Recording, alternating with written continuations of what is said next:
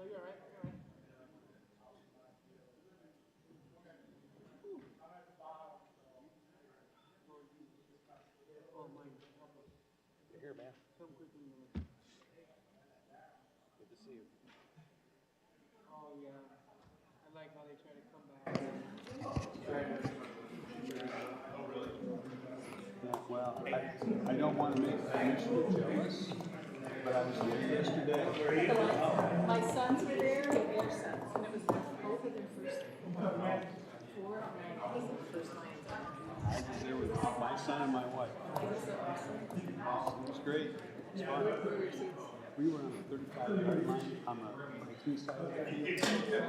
So, yeah. No, a lot of the scoring was open in this field next year.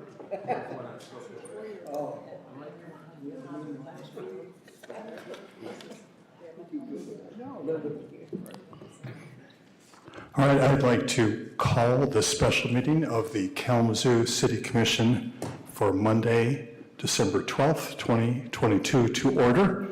This is a special meeting to have a presentation on our budget and do a walk through that. So glad to see my colleagues here and our great city team sitting, as always, far back in the room as you can possibly get. So, Can you guys move up some, please? It'd be nice to see you guys. so the meeting is officially called to order, and first order of business is the roll call. Clerk Barley. Commissioner Decker. Here. Commissioner Hess. Here. Commissioner Hoffman. Present. Commissioner Juarez. Here. Commissioner Pradel. Here. Vice Mayor Cooney. Present. Mayor Anderson. Here. Thank you, Clerk Borling. Any communications, Manager Rissma? I would just remind commissioners that keep your mic muted until you want to speak. Thank you. Thank you. Now is the opportunity for public comments. This will be the one opportunity for public comments for this meeting this evening. I don't know if we're treating it the same way as we do a committee of the whole meeting, if we're using our 2-minute limit, or? Yes, okay. So if you have any public comments and you're here in the chambers, please come forward, give your name, whether you live in the city, you'll have 2 minutes. And the number is not in front of me here, so seeing no one coming forward, Deputy City Manager Chamberlain, will you please give us the call-in number? Call-in number is 888-382-9556. We'll go ahead and check to see if there's any calls.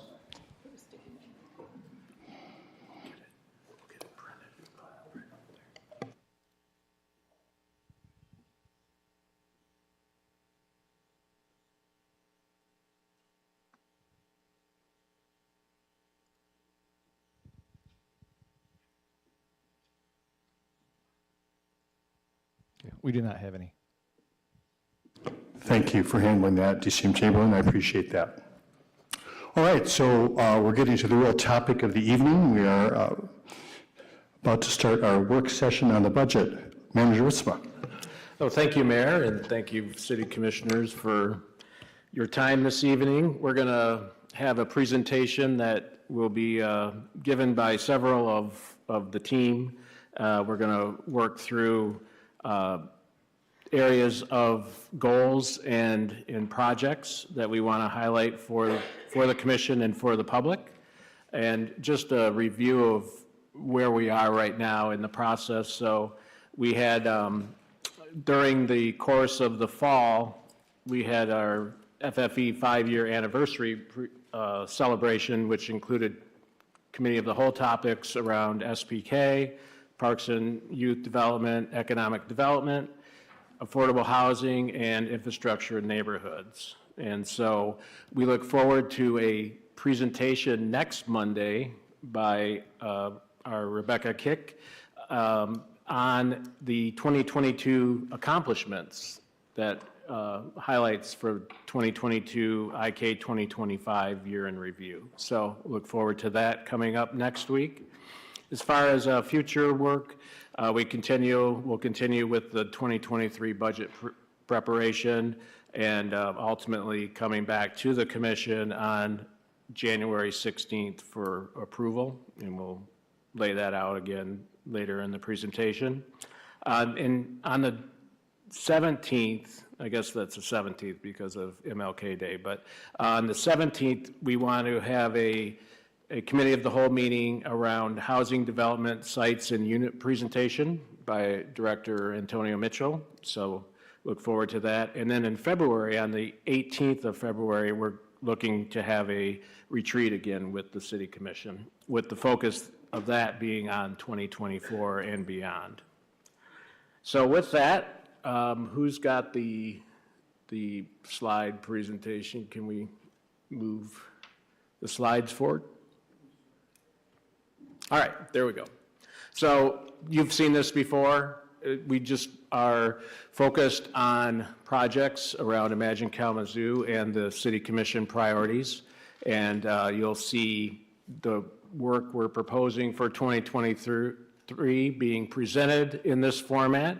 So we'll have our directors come forward, and I'd ask that if you're presenting, that you be up front and ready to go. I know there's a couple of slides where we'll have two directors presenting, and appreciate it if you would be side by side on that so we don't have to wait for coming and going. So with that, I will turn it over to our Acting Director of Public Safety, David Boyson, and Public Services Director, James Baker. And we'll be talking about safe community. All right, good evening, everyone. Thank you, City Manager. Good evening, Mayor, Vice Mayor, Commissioners, and City leadership. I'd like to talk about our 2023 public safety budget initiatives. Our number one priority is creating a safe community. So everything we do at public safety, every initiative, every program, every strategy, we look at through the lens of, will that help us create a safe community? So that's our overall goal. And the number one piece of that is the reduction of gun violence in our community. We know that as long as we're having gun violence and people living in fear of gun violence, we can't thrive as a community. So really that is our number one focus, is to create a safe community so other strategies can move forward, whether it's through public safety or other city departments. So we look at, if you see up there, really our focus is on strategic interventions, focused interventions on those who are at risk of committing or being victims of gun violence. So we are going to continue to hold our weekly crime reduction meetings, identifying those individuals who are at risk, again, either for being a victim or committing gun violence, and we'll tailor individual strategies at those individuals. So everything we look at is tailored at the individual, whether it's through outreach or enforcement or a combination of both. And that's what we built at public safety over the last many years, is where our outreach and enforcement are working hand in hand and in collaboration with one another. They're not separate pieces of the overall violence reduction strategy. They work in partnership with one another, and that's where we're having the most success. So for example, if we have an individual who is committing gun violence, through our gun violence intervention strategies, we may look at the enforcement piece. We might need to protect the community from them. So our proactive pieces of the organization, such as our crime reduction team, patrol, detectives, community policing officers, may look at strategies to pull levers to calm them down, maybe get them off the streets for a while through arrests or interventions. And then we'll look at how our outreach team through group violence intervention can interact with them through our street outreach team and our officers going door to door, talking to these individuals, trying to feed them into services. And our main social service partner through our group violence intervention strategy is Urban Alliance. So Urban Alliance has a lot of the resources in-house that can help some of these at-risk individuals. So it's, again, those community partnerships and collaboration. In 2023, we're really going to build on our youth interventions, because we really saw in the last 2 years an increase in youth-involved gun violence. So really, we need to focus on those where we have strategies that have been proven and are working, such as our Bridging Opportunity, which is in partnership with Boys and Girls Club and the courts, and probation. So that's a year-round program. We expanded that year-round now. It's not just a summer program, but those youth are engaging in the program throughout the school year. And we only have about 6 kids actively engaged in that now. But that's only one piece of it. We were looking to expand that. So right now we've been in talks with Kalamazoo Public Schools, with Griffin Place, and with ISK Integrated Services of Kalamazoo to look at pre-arrest diversion strategies for our youth, especially our youth that we see when they're at a young age, 10, 12, 13, 14, that they are exhibiting behaviors that might lead to crime, especially as they get older. So what can we do to intervene before they get in the juvenile justice system? So we really want to do pre-arrest diversion strategies through our partnerships in identifying individual services for those youth so they don't end up in the juvenile justice system. Because we know many times that the juvenile justice system isn't a solution.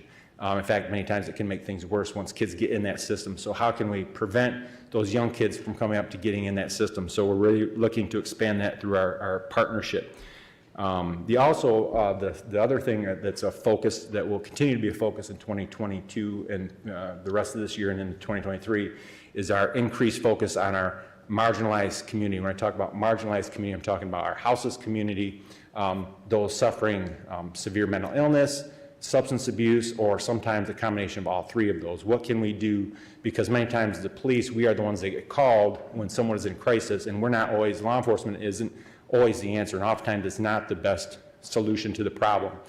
We can temporarily deal with the problem, but usually if you're just looking at it through a law enforcement lens alone, it's a temporary solution. It's not a long-term fix. So what can we do to bring long-term solutions to this? So one of the things that we created in June of 2022 was our community service team, and that was a sergeant, an officer, and our social service advocate, who's a non-sworn person, all working together to really address this population who results in repeat calls for service on the police and fire and rescue side, and what can we do, what strategies can they leverage throughout the community to help reduce those repeat calls for service and get them more long-term solutions to their problem, not just a temporary fix. So we have really built on that collaboration, so we're having monthly meetings.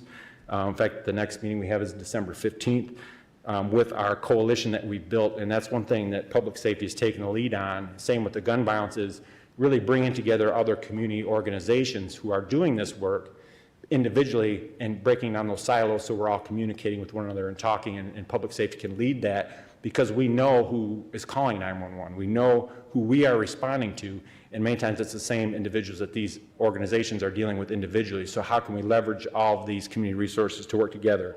So in this group we have the Disability Network, Integrated Services of Kalamazoo, Gospel Mission, Kalamazoo Gospel Mission, Ministry with Community, Loaves and Fishes, Housing Resources Incorporated, WMU Street Medicine, YWCA, Animals Best Friend, because a lot of these individuals have pets, and that's a barrier sometimes to getting services, and then Griffin Place as well.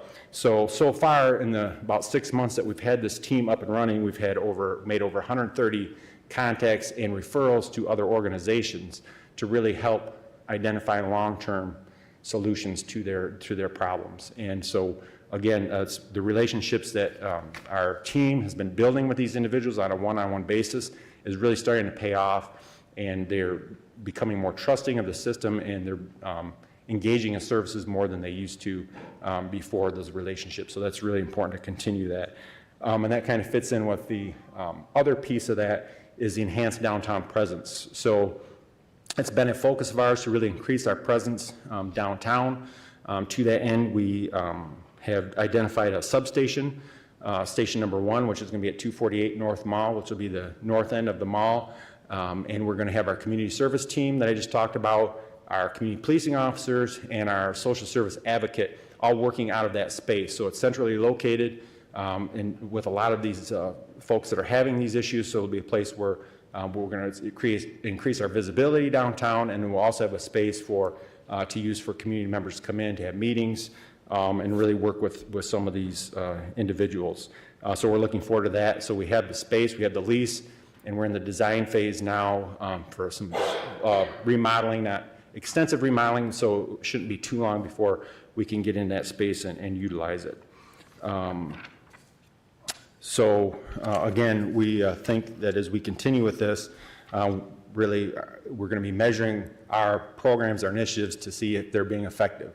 And we have some very good analysts at Kalamazoo Department of Public Safety that help us track this. Again, when we look at downtown, we look at everyday calls for service downtown, identifying repeat individuals who may be causing those services, and get our community service team to engage with those individuals. And then we're also looking to make sure that our officers are being proactive in doing the directed patrols and the foot patrols and stuff that we ask them to do. So we look at that every day, and then we look at all these things that we're doing to see if it is making, leading to the result which we want, which is to create a safer community. And we measure that through reduced crime. So if you look at the next slide, this data is this year at this time compared to last year at this time to see if we are having a positive impact on some of these measures that we look at regarding violent crime and property crime. So if you look at this time compared to last year, we're down 11% in violent crime, down 1% in property crime, and 16% in assaults with firearms, and 33% reduction from this time last year in motor vehicle theft. So a lot of these strategies that we see are starting to work. As we come out of the pandemic and move forward, we're hoping that they'll even be more successful, and so we'll continue with these strategies with your support. So thank you. Any questions?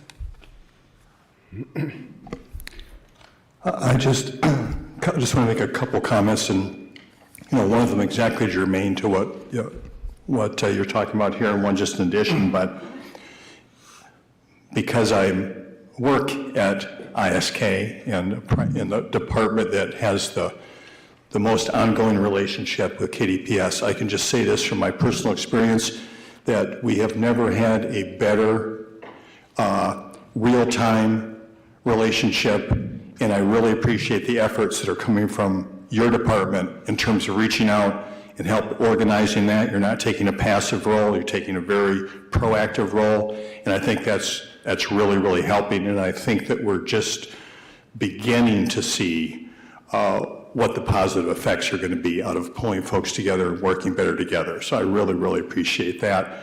I don't know if there's another time to talk about this. I know we're talking about safe community, but if you just want to talk a little bit about recruiting, and as far as that goes, we had a recent, I think it was the Friday email, showed a picture of a new group of recruits you have, which is, I was very proud to see, is more diverse group than we have been seeing in the past. I'm really hope that's a trend, so I don't know if you just want to talk about that a little bit, but I know you still got efforts going on that side.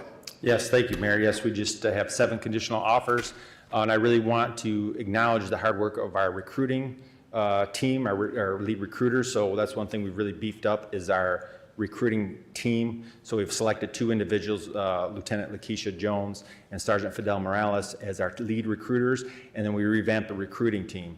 And that's just getting established now, but a lot of this, the torch has been carried by Sergeant Morales in this last couple of years, and we're really seeing those efforts pay off because he's really connecting with those individuals who apply and following them throughout the process. So on the phone with them, talking through the deadlines and what they need to do, and I think those connections are really paying off, and I was very proud to see the diversity that we've had in that group. I know it's been a charge from the City Commission to have local and diverse officers in our hiring group, and we do have some of those, and some individuals, some great life stories in that, and that they're going to bring a lot to the table when it comes to helping us build relationships and trust with our community. So yes, thank you for that. So looking forward to seeing those new individuals when they get through their training. Vice Mayor? Thank you, Chief. I really love the prevention aspects and the focus. So you're talking about focusing on individuals, but how about focusing on hotspots, communities where this is, where crime is more prevalent? Yep. Can you say a little bit about that? Yeah, so we used to, and we do look at crime mapping to see where things are happening, but in the old way we did policing, we focused too much on the hotspots and not the individuals. And what can happen is a lot of times crime might be happening in a particular neighborhood, but those individuals that are causing the crime might not live in that neighborhood. So if we just look at hotspots, then we'll over-police a neighborhood, and a lot of innocent people might get caught up in enforcement because we're policing hotspots. Now, we don't just look at the spots, but who is driving those spots, and we deal with those individuals, not areas. So we're not painting areas with that brush saying it's a high crime area, therefore we need to do more enforcement. No, it's a high crime area. Who is driving that crime? And we'll focus on the individual. And I think that creates a lot more trust in the community because we're not creating that collateral damage, if you will, of innocent people getting pulled over all the time just because they happen to live in a particular neighborhood. Thank you. Commissioner Hess? Yes, so talking about recruiting, we're in another cycle right now, right? Yes. From December 9th to the 23rd? I believe that's when the next hiring cycle is, because we are just getting through this one, so we start one right away again, so. So can you tell people if they're actually watching and are interested in applying, where they could go? Yep, go on our website, kalamazoopublicsafety.org, and it walks you right through what you need to do. And so please, we encourage everyone listening, if you know someone, a family member, a friend that's interested in law enforcement, have them get on that website and get their application going. Awesome, will do. And I just have to say, I enjoy seeing the coalition building, the collaboration. It seems to be a theme, not only throughout public safety, but throughout all of our departments. It's where we have to go. We have to get out of our silos. We have to get into the unity of the city. So thank you for being a leader in creating that. Appreciate it. Yeah, thank you. Yes, Commissioner Warriors. So we had allocated $1 million towards gun violence. Maybe you can touch on the impact that had. I know there was specific groups that part of that money was allocated to. We had the collaboration with the county and them putting $1 million towards that. Like, and maybe Laura can help you with that. Do you feel like we've impacted our community with that? I think, Commissioner, it's kind of too early to tell because a lot of those are going to nonprofits that are just kind of, some programs are just kind of getting up and running. So we know that some has gone to established community partners such as Urban Alliance, who we work with through our change of status, which a lot of our group violence intervention folks participate in. And that's obviously been working very well. And I've been meeting with other folks in the community about some ideas and strategies they have in place. So again, I think it's kind of too early to tell what impact that has had, but hopefully that will continue to grow as these folks get things up and running.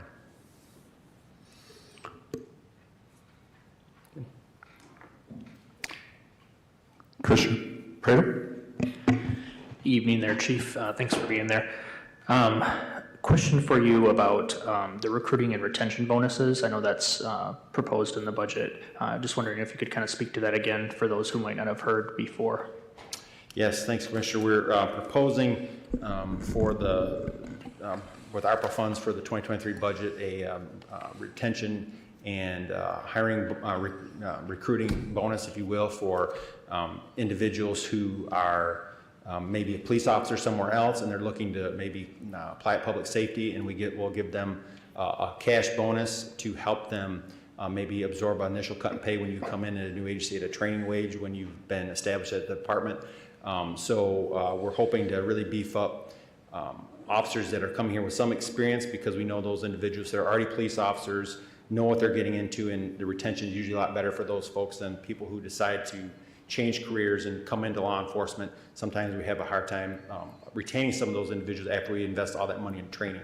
So from the front end, we're going to look at really getting the lateral transfer bonus, if you will, for folks coming. We're proposing $10,000 if you come in with prior police or fire experience up front, and then once you complete training, an additional $5,000.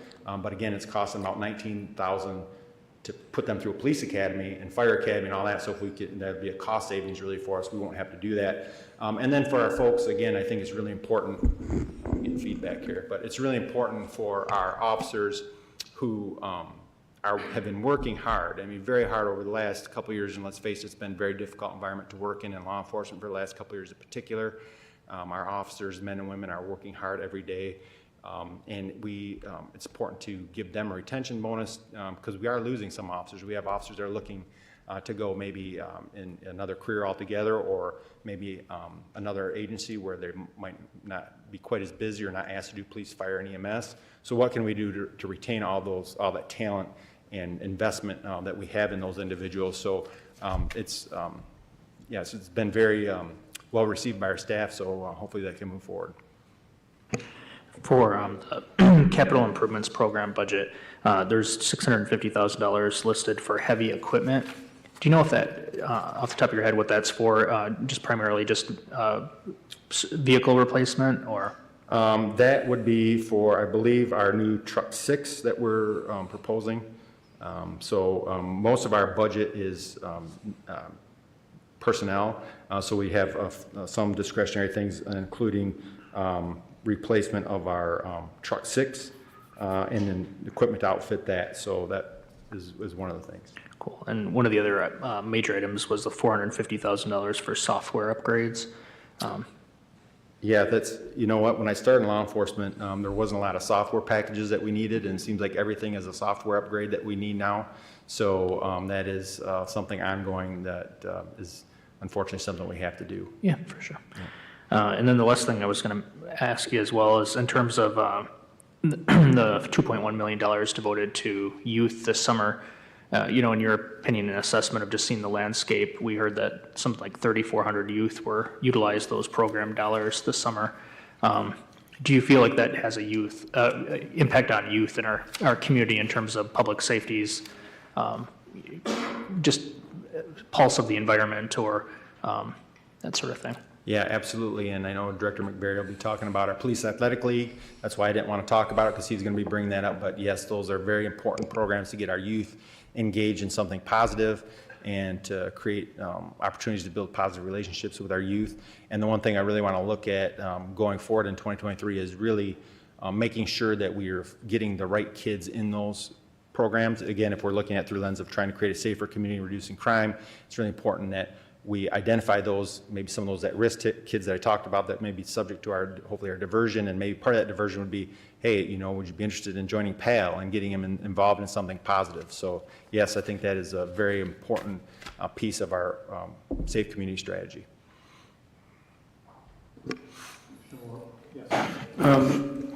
Maybe this is for Jim. Jim, is our DEI director going to meet with all of the directors of our departments? Yeah, she already has. Oh, she has? And we'll continue to work with them. Okay, and you met with her already? Yes. Yeah. How's that going? Going great. I can't say anything bad. She's- She's right behind me. She's going to be speaking to you. Okay, You're right. okay. But Just yeah. making sure, I just want to make sure, yeah. No, we have ongoing meetings too that we just, just to talk. So that's a really good resource to have and that we can run things by and bounce ideas off of. Any other questions? Manager Ritza. All right. Well, thank you, David. Next, we have our Public Services Director, James Baker. He'll be continuing to talk about safe community, but as it relates to roads and utilities. Thank you, City Manager. Good evening, Your Honor, Mayor, City Commissioners, City Attorney. As the City Manager stated, we're focusing on safe community from the lens of public services as well as public safety. And when we look at safety on our streets, we really need to look at how we can make our streets safer for all of our modes of transportation. And that includes motorized vehicles and non-motorized vehicles, to include pedestrian and bicyclists as well. So when we look at that overall safety package, we're looking at kind of a three-legged stool. That includes engineering, enforcement, and education. And so through we represent the engineering aspect of that. That's construction and things that are done to the roadways to help inform drivers through some positive feedback to their surroundings in terms of driving and negotiating these roadways. So we've got a lot of projects that we kind of talk about here, and some successes that we've had in 2022, including 11 new speed bumps that we've installed in our neighborhoods. That's something that we wanted to highlight in that that work is really new for public services. We have not been doing these sorts of traffic control or traffic calming since 2017. So 2017 is when we started a lot of this work. And, you know, there's a lot of changes happening. Some of this stuff we're learning more from. Some of this work is pilot in nature so that we've got it out there. We're tracking to see how the performance works, how our ability to maintain it shakes out over a few years. And so something to just keep in mind as we look and we start making changes on roadways. So going back to where we took over Michigan Department of Transportation controlled roadways. So these were a lot of our street takeovers that occurred in our downtown area. And those streets were predominantly one-way, and those streets were designed leading up to 1964 when they were essentially built to increase speed and connect folks to the new interstate highway system that was present now in Kalamazoo. So I-94 was completed through Kalamazoo in 1959. US 131 was completed through Kalamazoo in 1965. Between that, 1964, MDOT took control over these roadways, optimized the roadway widths, optimized the roadway intersections and configurations and lane usage to increase speed through Kalamazoo to connect folks to the interstate highway system. We've heard from business owners over the series of years. We've heard through engagements, through our partnerships with CPED, that the community desires something different, and the community desires something safer, and that is the work that we are engaged in. Shifting gears here a little bit to some of the great work we've been doing within the water department. We continue our partnership with CPED in home safety, you know, really looking at lead paint, home paint remediation. So this is really a project that CPED's working on. I'm not going to even attempt to steal the thunder in that one, but it's on our slide, so I'll talk through it. One of the partnerships that we had was delivering lead filters to homes. That's something that we're not required by the regulation to do that, but when looking through the lens of enhancing or improving public health, that's something that we're committed to do, and that's something that we wanted to do. Early in the year, we were challenged by a few city commissioners that asked the question, why don't you give these to everybody at their house? You know, why don't we do that? And so that's the work we set to do throughout the summer. It was a lot of walking neighborhoods and door knocking, partnership with Michigan Department of Health and Human Services, and we were resoundingly successful in delivering over 7,000 filters to families here in Kalamazoo. We're also extremely successful with lead service line replacements. We've installed over 808 lead service line replacements this year through November 30th. So that number will increase by year end because we're still out there doing that work. This was not without challenge. We had a lot of challenges in front of us to get this work out. We saw April, May, and June that we completed 0 lead service line replacements. That was due to a number of factors, primarily supply chain challenges, in that we were not able to obtain the brass, the fittings, the parts and pieces that we need to have on hand to install in these water services. We had a lot of great individual success and a lot of great team success in the Department of Public Services to make this happen and to have a very successful year. So lead service line replacements, kind of inception to date, about 4,018 lead service line replacements. Our total overall amount of lead services out there is about 10,000. So we plan, or we anticipate, that we should be about 50% completed with all lead service lines in the year of 2024. Starting next year, we'll be going to work on receiving over $16 million in grant funds as we continue our project in North Kalamazoo area. So that includes Kalamazoo North Side neighborhood, also includes Kalamazoo's West Douglas, Fairmount neighborhoods, portions of Stewart neighborhood, and it also includes Kalamazoo Township in an area that goes all the way over to Nichols Road to the west, and then all the way north to Mazel, and all the way east back to the Kalamazoo River. We've already worked on 37 streets in Northside, so a lot of that work is done, but we're still continuing that work. About a $20 million project, of which $16.1 million in grant. That's something to be proud of. That is competitive, and we are competing against other communities to receive that. So that's, again, great work by Public Services staff to get that completed. Kind of talking back about streets now, as we shift gears between Safe Community and Connected City. We've got a lot of work now that we're doing on sidewalks. That's another thing that prior to 2017, we didn't have the financial capacity to be able to do that. We're able to do that now thanks to FFE and other funding sources, and we're continuing that work in 2023. So all the stats that you have in front of you here with 26 lane miles of street repair or restoration, that's all work that's going to happen next year in 2023. Something to note about the 2022 sidewalks, we didn't get that full list completed. That list is available online, so whatever we didn't complete, we're going to start 2023 off with that list.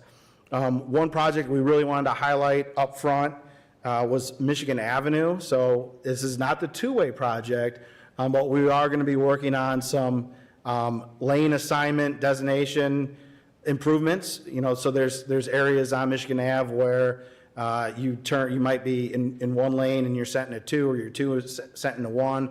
So we're going to improve that. We're also going to be adding bicycle facilities on Michigan Avenue and some additional parking facilities. Again, we're working to, as I stated earlier, take a roadway that was optimized to increase speed and connect people to the interstate highway system, and we're going to look to optimize that for essentially local transportation, so that folks can enjoy our community, can shop at our downtown businesses, and all modes of transportation, including bicyclists and pedestrians, can feel safe. So I'm going to be joined here by Director Antonio Mitchell as we kind of share environmental responsibility. I'm going to talk about our tree planting program. We've got in 2022 about 300 trees that we're working on to install. As we transition to 2023, we're going to look to increase that. We've got some increased funding within that program, so we're going to hope to plant 400 trees with that next. So that bid will be coming out. That work also includes tree trimming and tree maintenance, which is also an important piece of kind of preserving that infrastructure element. We're also going to be doing work on storm sewer system through catch basin. There's kind of two projects. One is to do some inspections, and then the other project is to actually go out and line some of these structures to improve them and extend their useful life. We also want to highlight our work that we do at the wastewater treatment plant. So there's going to be over $25 million of continued investment into the wastewater treatment plant, and of course, we've got defined budget priorities outlined there. I did also want to highlight that we achieve over 99% permit compliance at the treatment plant, and that's something that we want to continue. So with that, pass it off to Mr. Mitchell. Thank you. Thank you. Good evening, Mayor, Vice Mayor, City Manager, City Attorney, and Commissioners. Thank you for having us again tonight to talk about these important projects. As you can see at the beginning of this is hiring a community planner for sustainability.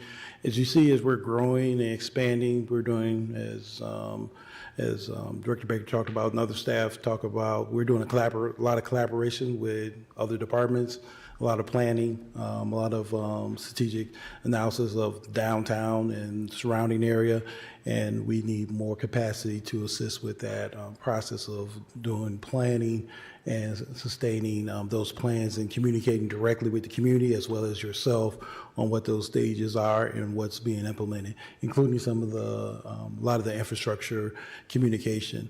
One thing that's been great is that we've been working a lot with our neighborhood associations to discuss not only what's being planned, but how the city's plans tie into their neighborhood plans as well. And so this will also assist in that process with that communication and information sharing with the community. Next bullet point is continue Kalamazoo Roots Gardening Program. That's in our Imagine Kalamazoo 2025 initiative. It's also on our city website that talks about our collaboration with pretty much the Kalamazoo Valley Community College Food Innovation Center. and working on community gardening with potted plants, vegetables, things like that, and doing individual training and classes.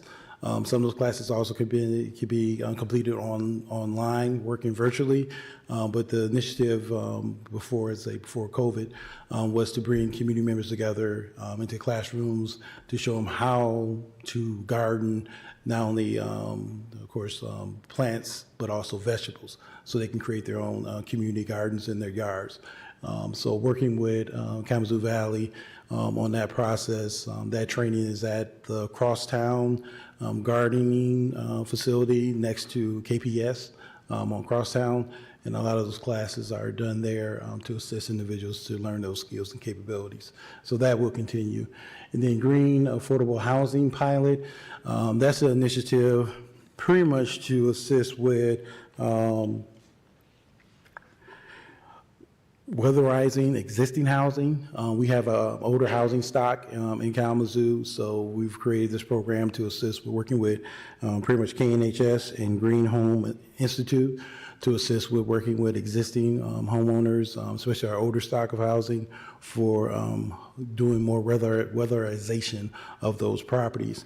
And then we're also working with KNHS with a lot of our new constructive housing that we're working with them on, making those houses more green and energy efficient for long-term energy saving.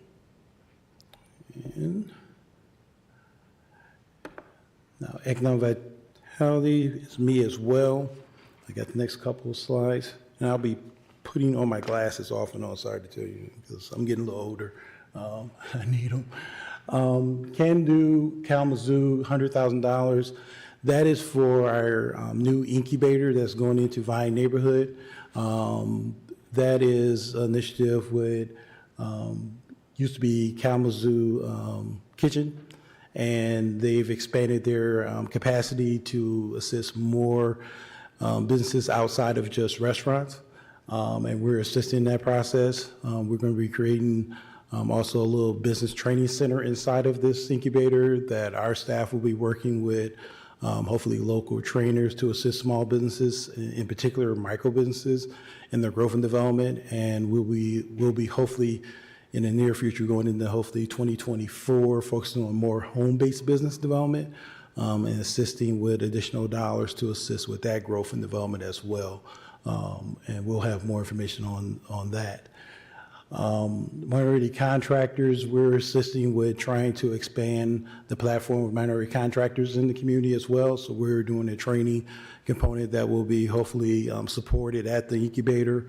Right now, a lot of that training is happening in our CPAD office here in downtown, that we're utilizing trainers to come to our office and do usually 3 hours of training in the evening for one program to assist contractors get certain certifications so that they can bid on projects here locally and hopefully for the city as well in the future with their certifications.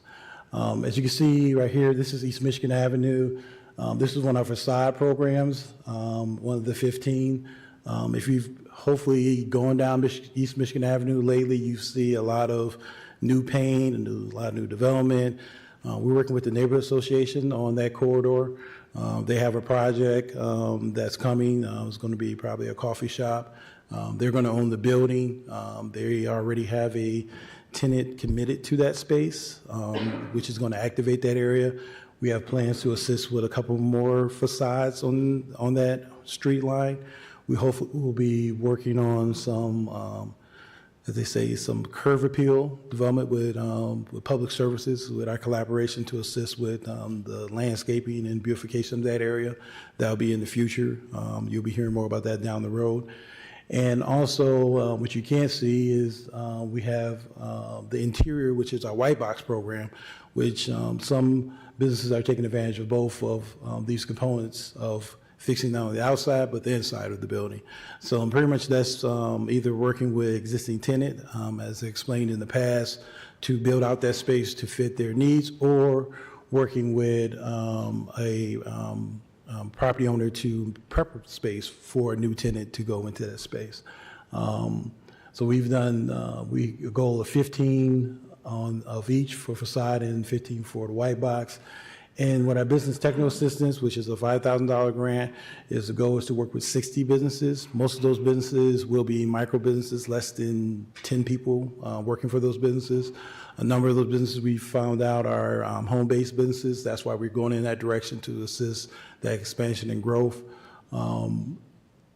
Last year, at least 75% were minority-owned businesses, women and minority businesses in the community.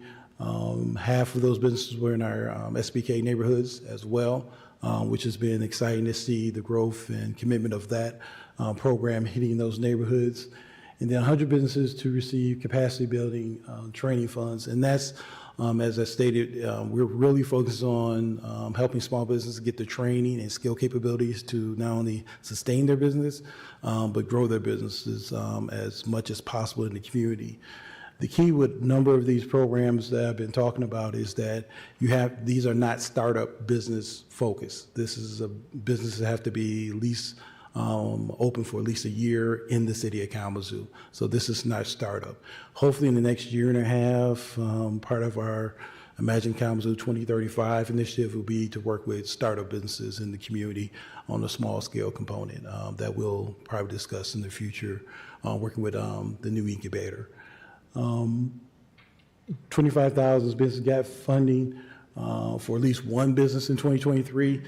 Pretty much this is gap financing for existing business that's expanding and they need assistance. They need to close that gap. This has not been taken advantage of a lot for businesses expanding and growing. We don't know why, but we used to have $100,000. As you can see, it's going down to $25,000. And hopefully we'll be able to assist.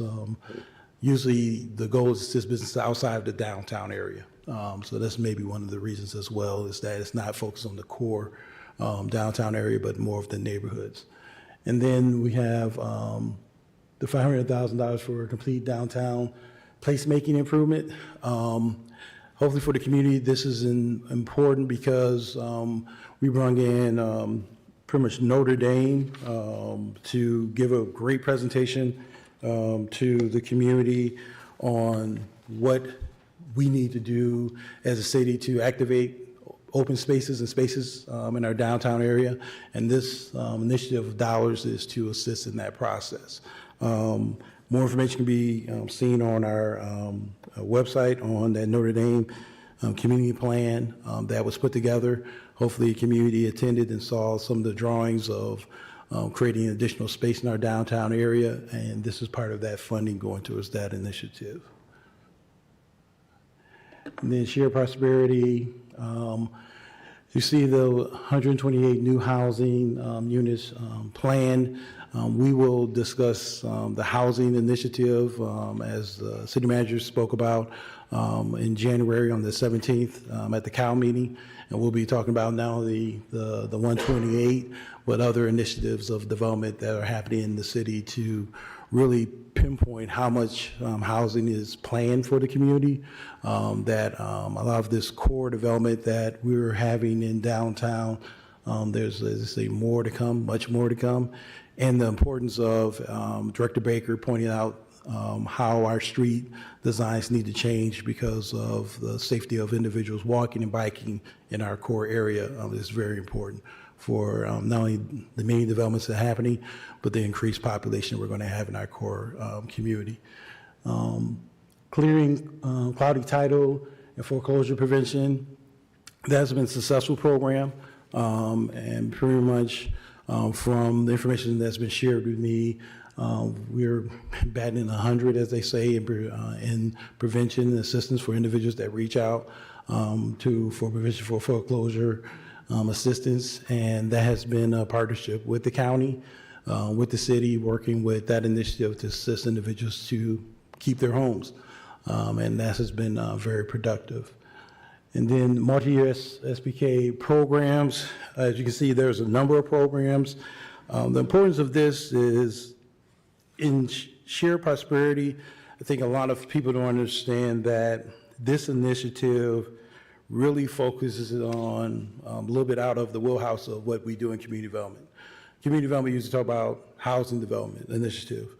What's happened with Foundation for Excellence has given us as a city additional flexibility to really focus on some supportive services type initiatives to help families be more sustainable in their ability to grow and expand and be successful in the city.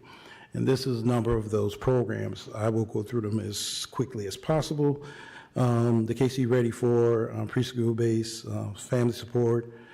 So pretty much the whole objective here is preschool-based family support is to increase the number of 3-year-olds to provide tuition assistance so those individuals can assist those families take advantage of those opportunities for pretty much preschool initiative engagement. Then you got the KNHS Pathway Home Partnership.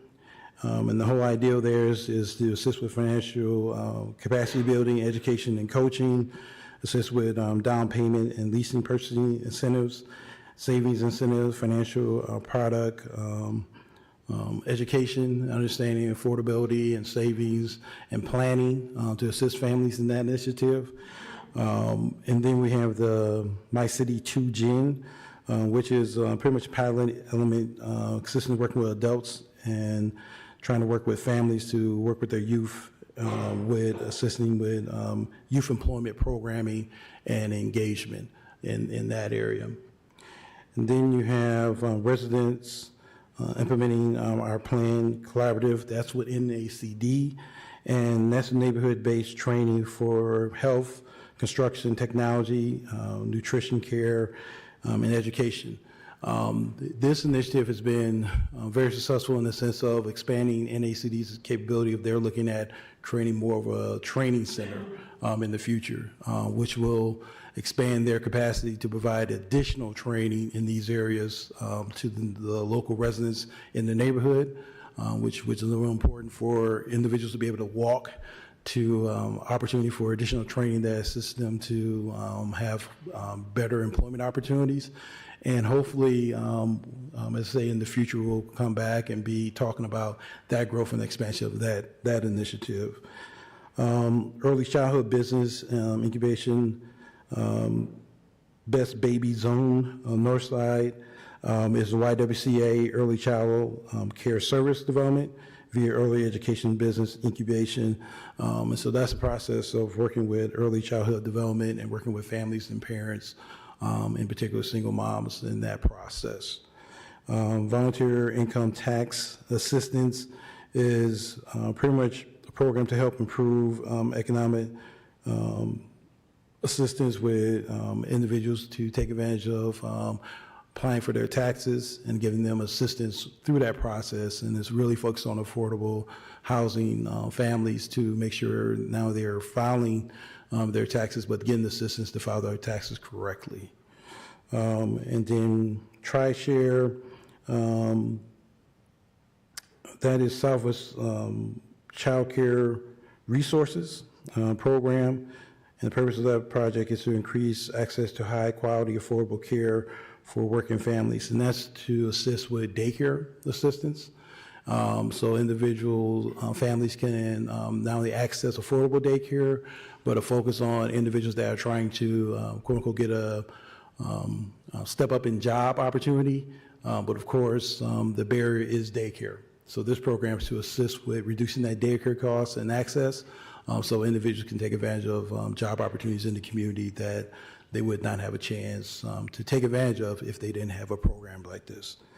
And then we have Higher Reach, which is a W. Upjohn Institute collaboration to assist in working with employers to work on barriers, working with families to break down those barriers like transportation, healthcare, daycare, and other items that some employers say that their employees are running into.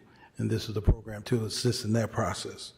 Spindler Learning is to support 5 core neighborhood schools to assist in learning experience through the year for their students and work with the students to take advantage of additional learning experiences, and also to work with those schools to work with the families to assist more families to participate in their PTOs and classroom programming that sometimes parents have not been participating in our core neighborhoods. So the initiative here is to engage families more with this initiative, working with KPS to help them help parents be more involved in participation in their school activities with their children.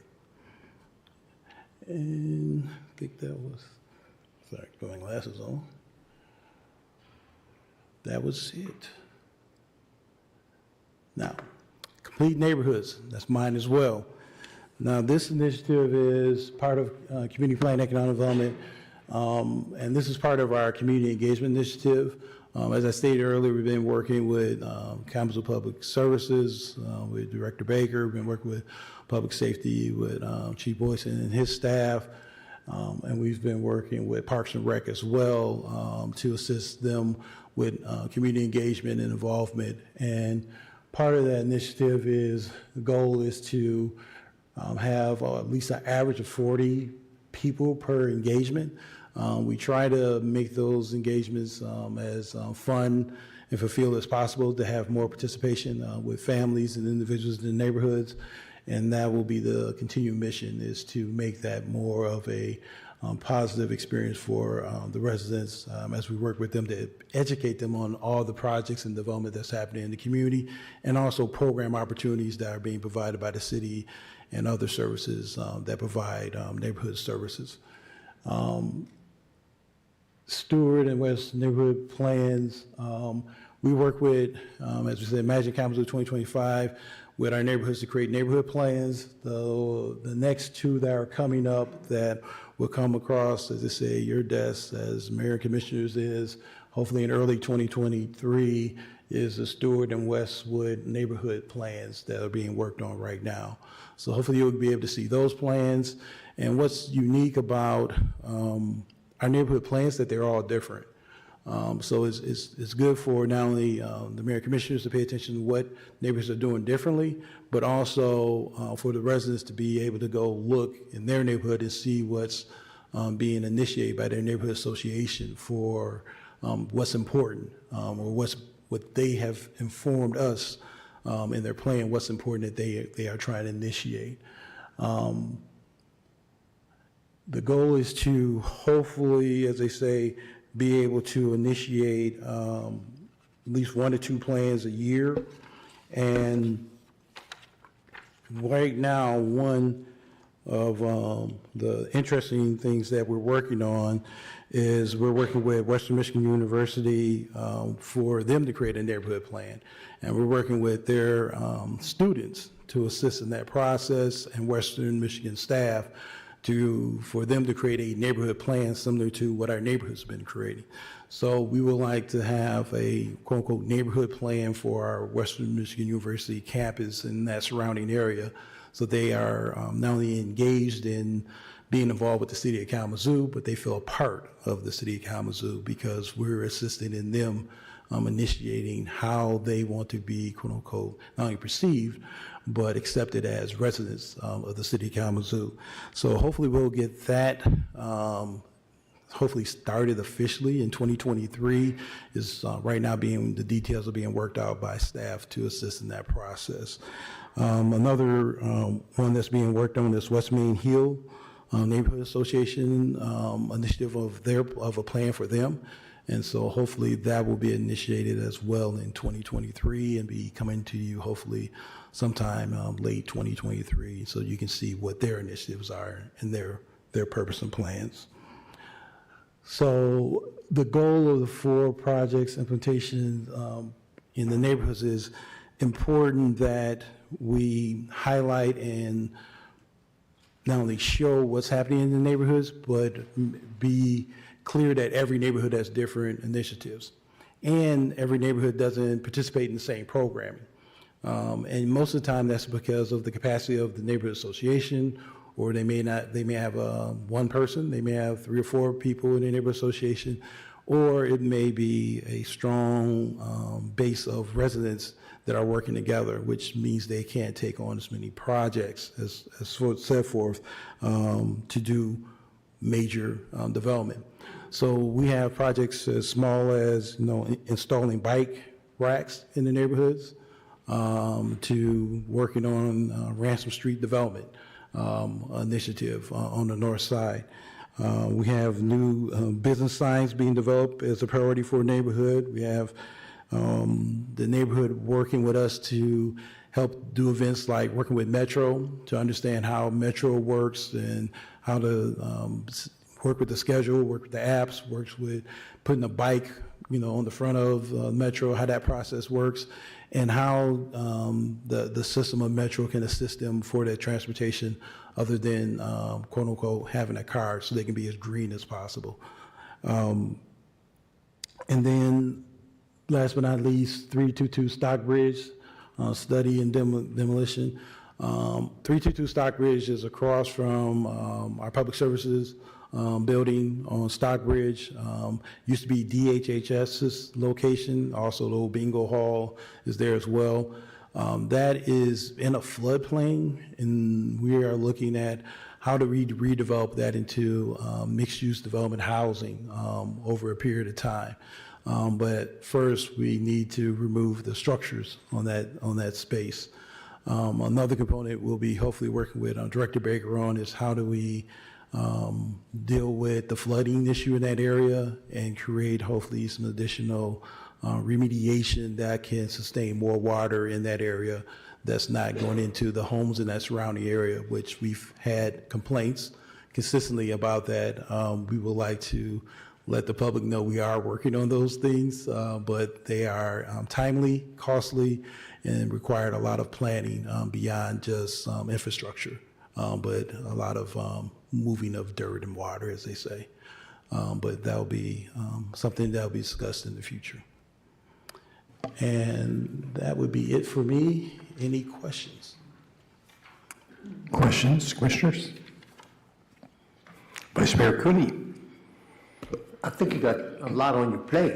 Yeah, it's a little bit, just a little bit. So, yeah, I know that there's going to be a committee of the whole meeting on that, but that 128 new housing units, where are they planned for, and are they affordable housing? What does it mean, affordable housing? Yeah. They're playing pretty much mostly core neighborhoods in the community. Definitely SBK neighborhoods, East Side, North Side, Edison. And the 128 is all affordable housing. That's our dollars, affordable housing, working with some of our neighborhood associations, in particular NACD, working on some housing development, and also KNHS and Habitat for Humanity and so forth. Affordable definition gets interesting. Pretty much we go by the state's definition on affordable in the community. We add, as I say, additional incentives to hit our numbers of what is affordable. I cannot quote that off the top of my head, sorry to say. But we will talk a little bit more about that in January, what that initiative is and how we're trying to create additional incentives to go beyond what the state's requirements of definition of affordable. Okay. So, thank you. And then the DHS building, it's in a floodplain. Yes. And we're going to build housing on that? Well, the answer is yes. That's where you got to be creative. In the case of, which is interesting about the DHHS building, it sits on an island. It's not in the floodplain. It's everything around it, which is always interesting how that transpired with the state developing that space in that area. But as everyone knows, that area does flood because of the Portage Creek right there. It takes on water. And so there needs to be some natural feature infrastructure improvements other than sewer and water in that area to make that area be able to sustain more water, which is beyond my education, but it's something we'll be hopefully working with Director Baker on a plan for that. Okay, thank you. Yes. Other questions, team? Yeah, Commissioner Decker. Thank you, Mayor.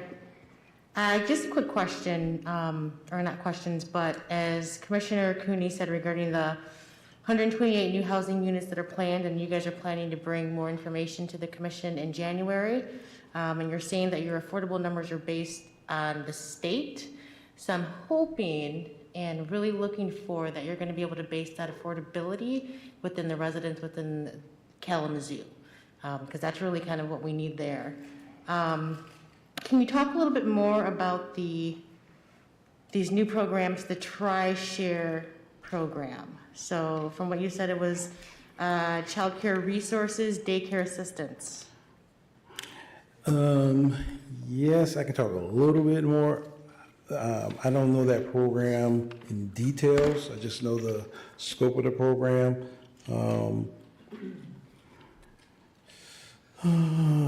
From what information I've been provided, the whole idea is to remove barriers for childcare costs on that initiative.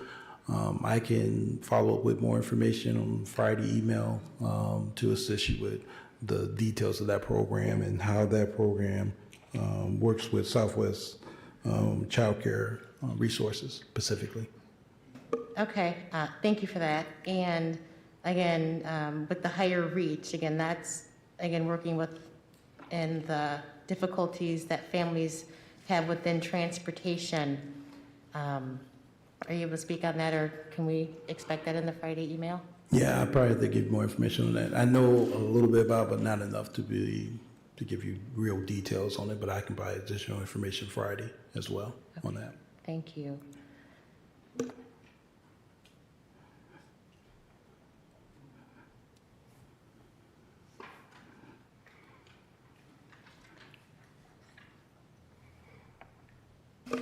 So, again, back to the Tri-Share, I'm sorry, because we are talking about the budget. How much money is allocated for that program? I'll provide details on that as well. Okay, Yeah. thank you.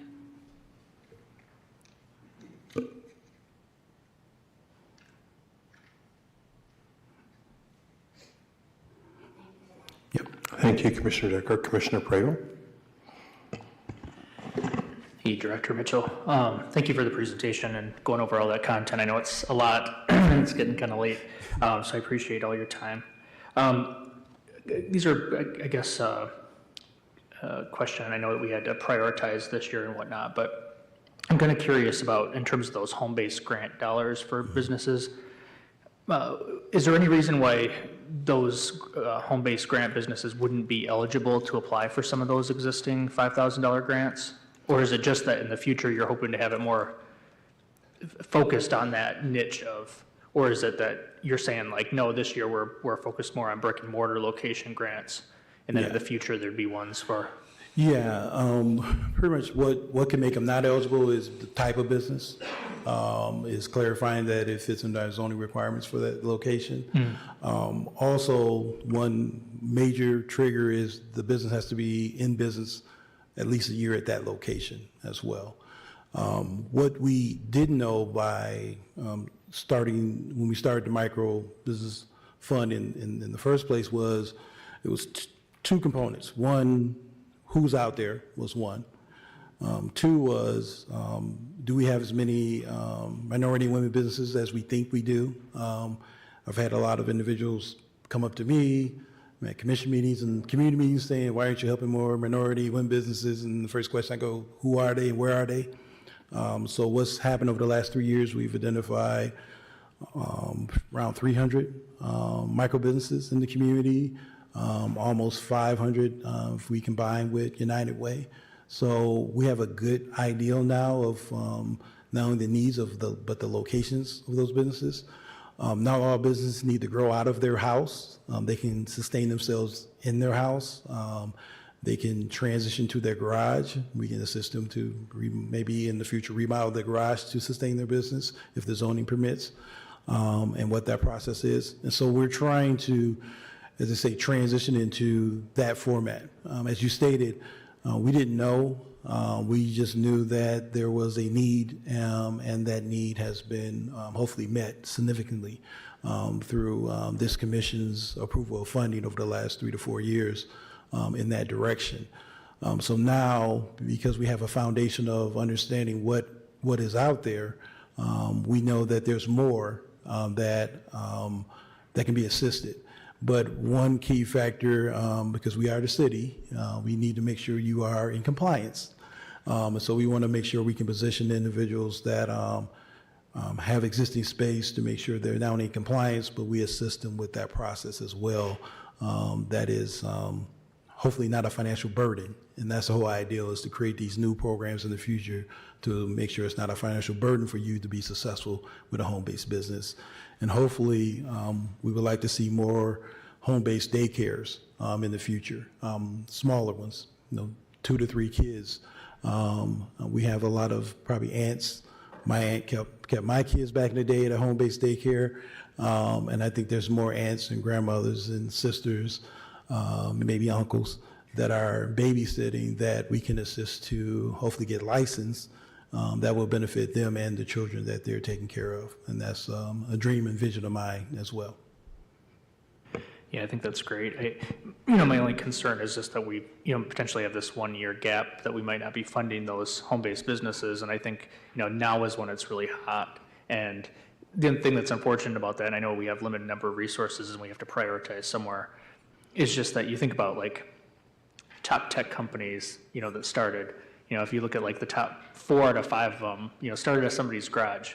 And so, an idea, which comes into a home-based business becomes something bigger. And even if, 1 out of every 100 of those small businesses that we support become the next business that, puts Kalamazoo even more on the map because it ends up having a 3,000 person headquarters 10 years from now, that's worth taking that risk on everybody. And I think, we're seeing a really big gig economy and home-based economy, and we know that disproportionately that people who are leading that charge are women. Mm-hmm. And so I think that's a really worthy investment in our community. I also just wanted to applaud you and your team for just looking at early childhood initiatives and strategies as well. A number of us have spent a lot of time on that. Learning more about how it's impacting our community and impacting families, especially in the neighborhoods. There's a lot of parents who are working, but if you have to take your kid all the way to Oshtemo or Comstock or are waiting 9 or 12 months to find somewhere, it's pretty scary as a parent. It's a big barrier for a number of us to get into the workforce. And so when we talk about things like poverty percentage in our community and whatnot, there's parents who want to work. Mm-hmm. We just can't, and so I think that's a huge barrier reducer for us as a community, but also, creating more employment, supporting households, supporting our youth. There's just so many of the goals that we set for ourselves as a commission that are served by supporting early childhood. So thank you. Yeah, thank you.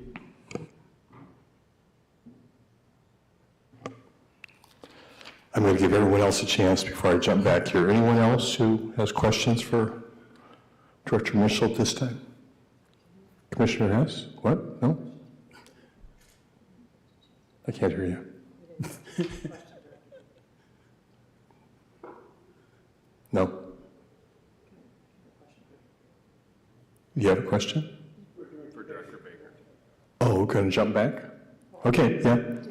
Director Baker, you're on. We didn't have questions. Commissioner Hess. You were trying to get out of questions. I know this.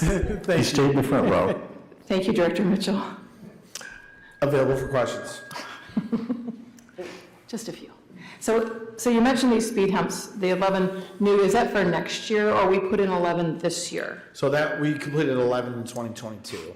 Okay, and more planned for next year? I don't have the specifics on speed bumps per se. A lot of our work is focused on, I'm going to use the term complete streets where we've got defined project areas, Right. such as Fraternity Village Drive. Right. We're going to be doing a number of traffic calming strategies within a specific area. So I'm not going to rule them out. A lot of times when we're doing local streets, we also have the flexibility to put in those speed bumps. So, 2 examples in 2022 were Stewart and Church Street, where we had a local street project. We were doing the paving, and as we did the paving, we evaluated the need for speed bumps, and we did implement speed bumps with that local paving program. So there is some autonomy and some flexibility with that. Just curious, what What does a speed hump do to snow plowing? I mean, is it an impediment, or can we work with that on the streets? Yeah, so we've, essentially, we've designed the speed hump geometry to be able to support our plowing operation. So, certainly, we've got to be careful with what we do on that speed hump when we are plowing. We've got to recognize that it's there, and we've got to take, some inputs to get over it and negotiate it. But, these are humps. Oftentimes I refer to them as speed bumps. I'm, like anybody else, I, have a terminology that I kind of go to for the installation, but they are different from what you might encounter in like a commercial store, parking lot, or apartment building, where it's a very sharp, jagged response. These are gradual, but they do, there is some driver feedback if you go, if you approach them over with 25 miles an hour, you will know it. Right. Thank you. And, and I certainly appreciate our city's efforts to calm traffic. It does not come without feedback from the city and from the residents. And you mentioned engineering, enforcement, and education. I believe we're doing the engineering, and enforcement is there and coming. Is there a plan for education about what we're doing with the roads and why? Because I think people need to know that if they have a why, they can deal with any how. And I personally am getting a lot of feedback about the roads, and, and Commissioner Decker and Commissioner Hoffman and I sat in a talk back where people had opinions. And so I think we need to do greater outreach and education. What is the plan for that? Yeah, so certainly the education is ongoing. We can never do enough education, and we can never pass up an opportunity for education. So a lot of that is kind of engaged with what we've got planned with CPED. When we go out, we interact with neighborhood associations. So we are planning to have our traffic engineering team, which should include our traffic engineer. Not that it will include our traffic engineer every time, but there's a team of folks, and we're going to program them to be at the neighborhood meetings this coming year. They're going to be talking about projects at neighborhood meetings, and then they're also going to be talking about the broader traffic things that we're doing. I also note that depending on the installation, and these vary where they're at, some of these may have been born out of the neighborhood association themselves. So there are things where we're out doing and implementing what the neighborhood association wanted us to implement, and there's been a long series of engagement and planning and execution with that neighborhood association, and now the broad motoring public is out experiencing that and providing feedback. And they may not have been at that long-range planning and education opportunities, but we welcome to kind of bring them along with that. I'd also reference our Imagine Kalamazoo project pages, and we've got a tremendous amount of information on traffic calming, pages and pages and pages of information out there. So if folks are interested in self-study or interested in doing some research or visiting our website on their own, they can guide themselves through that series and series and series of information that's out there. I appreciate that. Thank you so much. Thank you. Thanks, Commissioner Hess. Commissioner Juarez? Yeah, Director Baker, on my street, on Washington Avenue, between March and James, we have an issue with cars going up to about 80, 90 miles per hour on that street with these souped up SRT, Dodge, cars. So that's one of those things where, like, my kids can't play outside. They can't, they can't ride bikes. They can't go out and enjoy their community. And it's unfortunate, but those are the type of things that a lot of residents on the south side, north side, and the east side deal with. So I think the traffic calming stuff is very priority.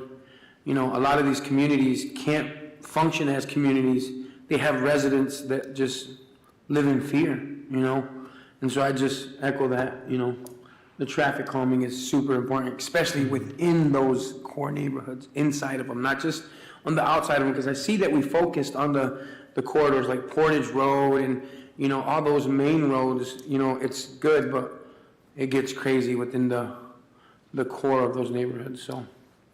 Yeah, no, thank you for that, Commissioner Juarez. You know, we'll tell you in terms of neighborhoods, you know, within the neighborhood itself, we've had a lot of work completed within the North Side neighborhood. And so we are looking to advance and go out into other neighborhoods.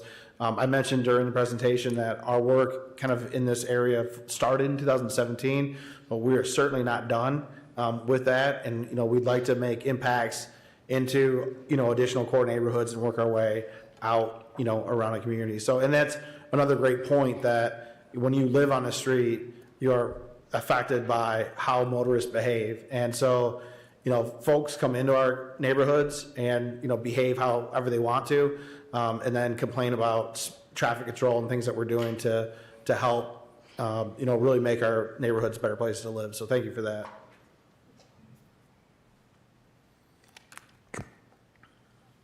I know Commissioner Decker had another question. Yeah, Commissioner Decker. Well, I think since we have Director Baker here, I just want to kind of talk to the point of what Commissioner Hess and Commissioner Juarez had talked about. Is that, I know that you guys, you know, when we had our neighborhood conversation with the residents of the Edison, that you guys are actually looking into, you know, stop signs in certain areas and kind of doing that, Commissioner Juarez, to kind of calm that traffic. So I appreciate you for that. And I do want to say that when it comes to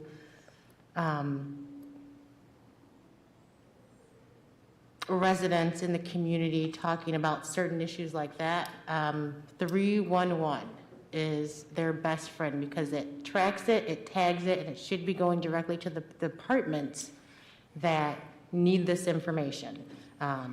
And I think that, you know, you guys are going to start getting a lot more feedback once we start doing our neighborhood meetings on a monthly basis, and getting this information back from the neighborhood associations and, you know, delivering it to City Manager Ritzma for him to be able to disperse out to the different departments that they need to go to. And again, this also brings up another point, is why it's so important to really create and get your neighborhood associations together, because as you said, a lot of this input comes from the neighborhood associations. Vice Mayor Cooney. So, Mr. Baker, down here it says 25.7 million continued investment in wastewater treatment and infrastructure. How much of that is being used to control noxious gases, odors, and harmful expulsion into the community? Yeah, so great question. Thank you for that, Vice Mayor. So, you know, looking at that describes our capital budget outlay for fiscal year 2023. There has been over $4.5 million of investment in the treatment plant just within the recent few years on decentralized odor control via carbon scrubber units. So that's been a pretty major advancement, that we just completed all 4 carbon scrubber units, went operational in July of 2021. So we've kind of have about a year experience with those units completely operational. Those units require ongoing operations and maintenance, so not described here within the capital is an additional approximately $26 million operations and maintenance budget for the wastewater treatment plant, and that's a different pot of money. It really just kind of upkeeps everything that we have in place. So continuous carbon replacement will be ongoing for those units. There's also our operational focus of EnviroSuite. So you see that EnviroSuite platform is really pretty robust now. It started off in the fall of 2019. We've been adding sensors, we've been adding capacity to that program. Now that program is pretty sophisticated. We've got over 15 sensors that are viewable with live data. You can trend you know, recent results within that sensor itself. You can then go from the website, you know, up into an application page on that website and drop down and create your own graphs and trends and look at performance over time. There's also a feature that shows each sensor location, the annual average H2S for that location, and that's updated, you know, on a routine basis. We've got additional work planned for next year to bring in some additional air quality sensors that give folks some broader understanding of air quality directly in their neighborhood at the street level where they're at. So we're going to be working with a team called Just Air. It's a group that has got some installations throughout the state of Michigan. We're going to be partnering with them, and we're bringing air quality indicator as well, so folks can kind of see, other aspects in addition to hydrogen sulfide. There's an additional capital project that we're going to be starting in 2023. That's the graphic packaging clarifier effluent pipe reroute. So their current pipeline to us from their clarifier is going to get rerouted. We're going to optimize the hydraulics and working to minimize kind of odor generation from that pipe that comes to us. So that work will happen in 2023. That's about a $1.7 million project. You should have the pipe for that project. We're going to be presenting the pipe for that project at your next commission meeting so that we can advance purchase that pipe and have it available for the project next year. There's numerous additional things that we're doing with odor control partnerships with graphic packaging and Eagle as well, and then just the overall operation and treatment plant of the operation and maintenance of the treatment plant. That doesn't just stop every day. That's a long-term program, and that's one of our, if you look in the budget report that was sent out, one of our KPIs is annual reduction of background hydrogen sulfide gas in the community. So that's something that we've got a goal for, and we're going to continue year over year to monitor that and support the community as we work together to try to reduce that number. So that's something that we're going to keep focused on for years to come. So there is technology out there that could modify this, the odor and the gas going into the community.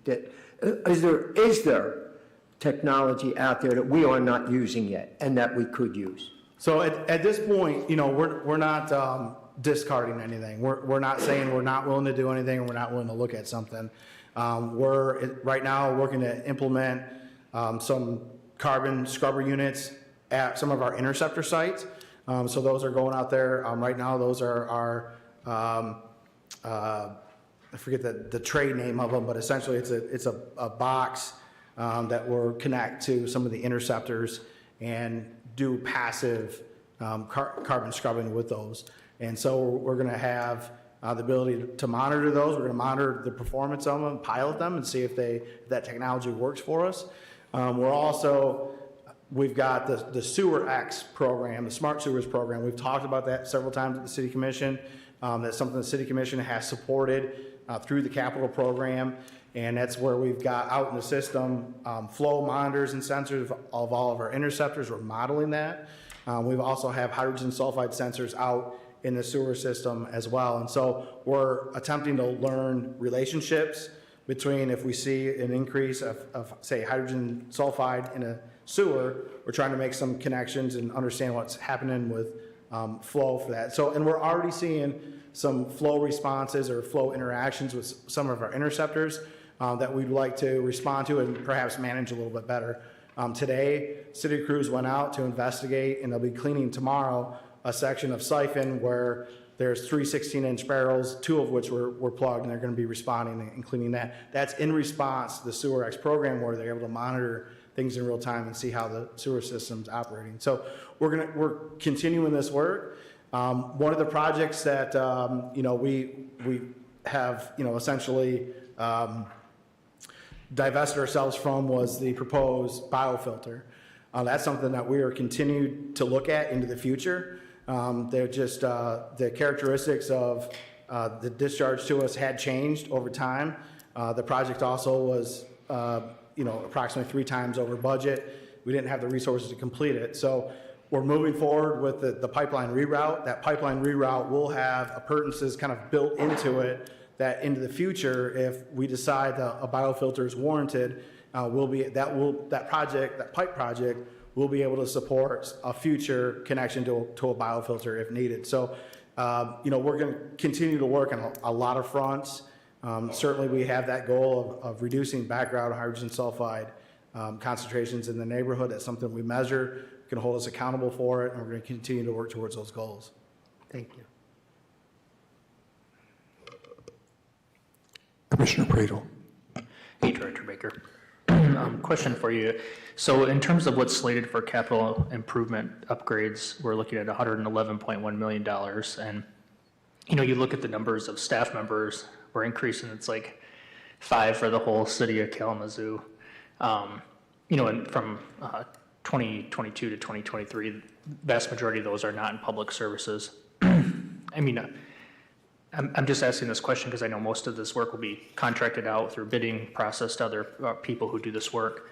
But, do you feel like we are, able to safely do all this work and have the capacity to get it done next year? I know it's a heavy lift and, it's on the tail of previous record-setting capital improvement years, and I just wanted to get your thoughts on that.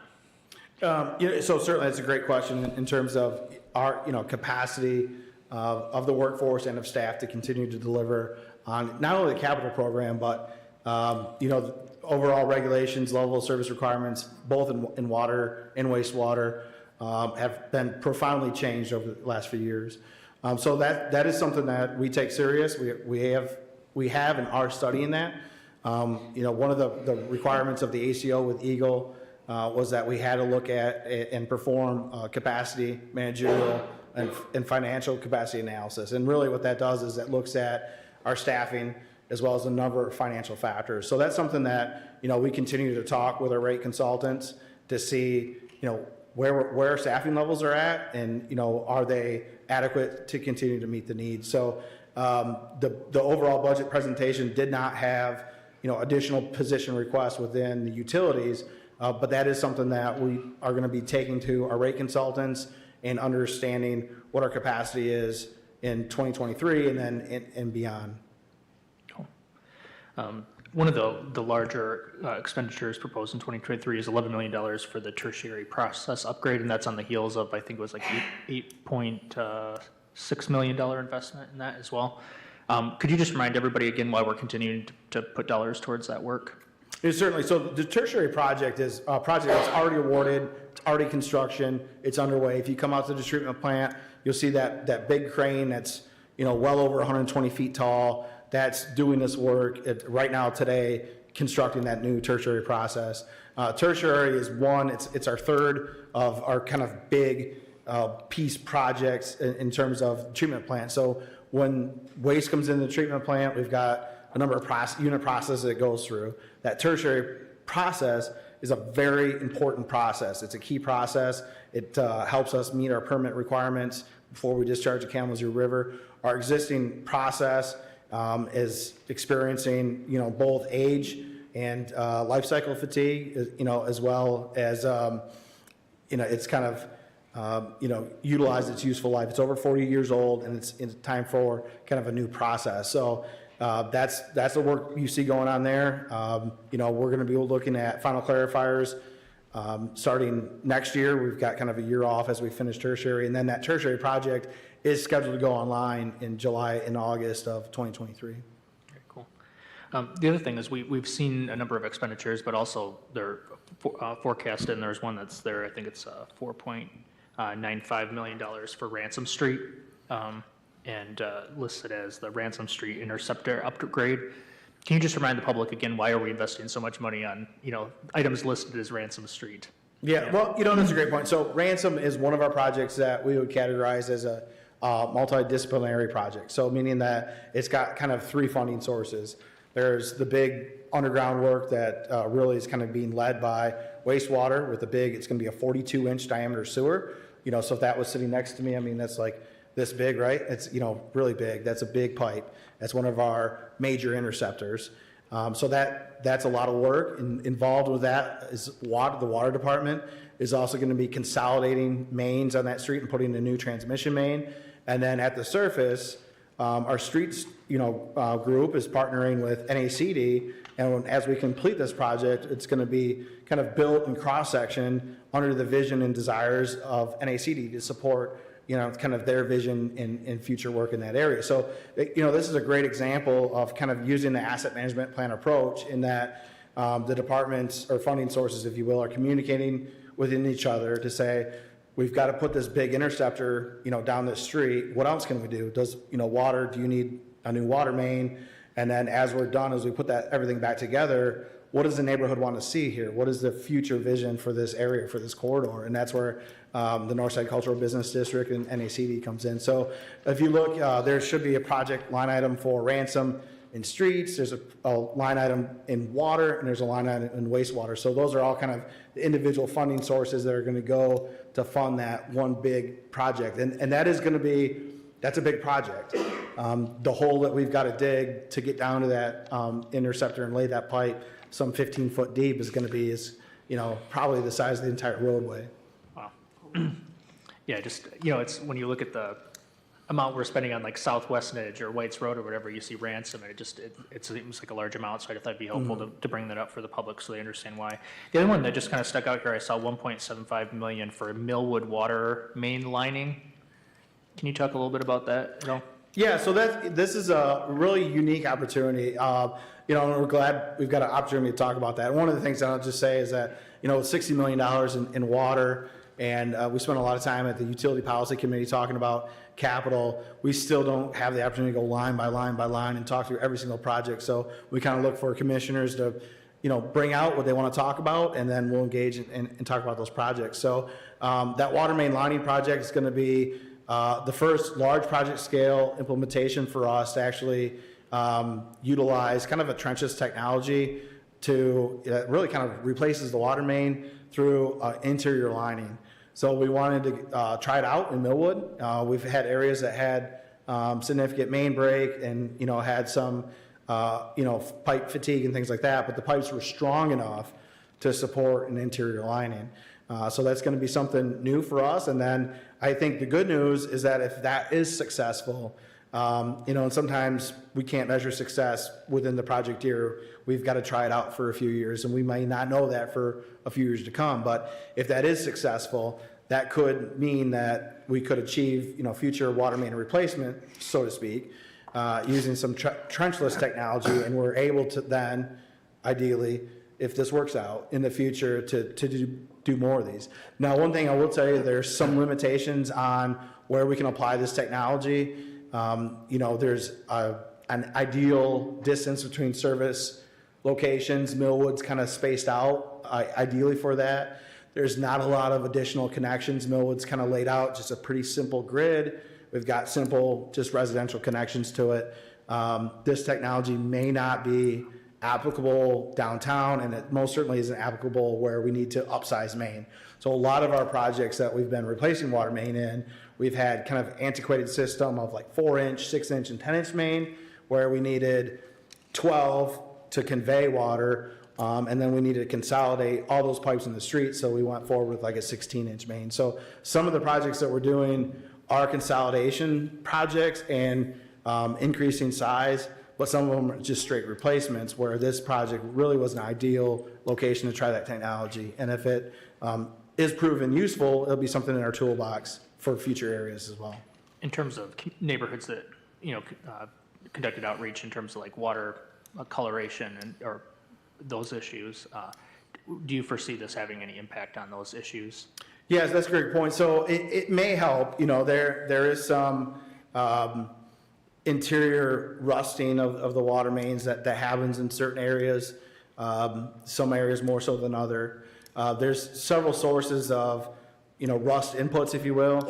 A lot of those are at the stations themselves that come from the stations or the wells or groundwater source. So stations that don't have iron treatment, which is all but 2 of them right now. Majority of stations do not have full-scale iron treatment or iron removal. So that's something that comes from the wells themselves. But there is also, kind of that tuberculation that occurs inside that pipe wall. And so this will stop and prevent future tuberculation, which could be part of that. So it's not going to fix it all the way, but it may limit one of the contributing sources. Thanks. Thank you, Director Baker. Thank you, Commissioner Pradel. Other questions for the city team in this area at this time? All right, thank you. On to youth development. Good evening, everyone. The first goal area I'm going to speak on is youth development tonight. And just to highlight something that we all know about that took place this past year was the allocations for youth programming. We actually have a meeting to go over the final report this coming Wednesday. So we'll have some report outs and some data from that. But just what I mentioned previously in one of the last meetings was the summer programming that KidNet administered was able to reach 3,390 youth over this past summer.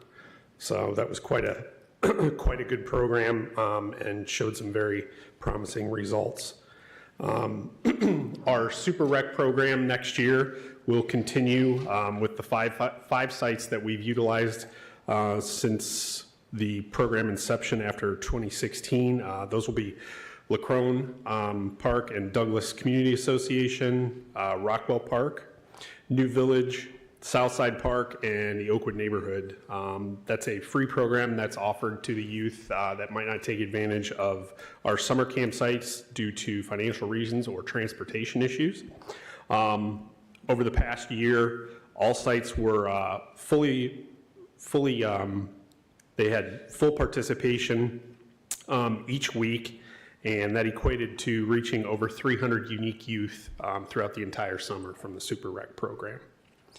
All Things Possible will again be taking place, and a couple of the new options that we're going to have this year is there's actually going to be a new entrepreneurship curriculum and partnership that's being developed right now, as well as a continued partnership with Third 90, which we had in the previous few years. We're actually renewing that, and that provides a hands-on biology experience with college professors for all the participants in the All Things Possible program.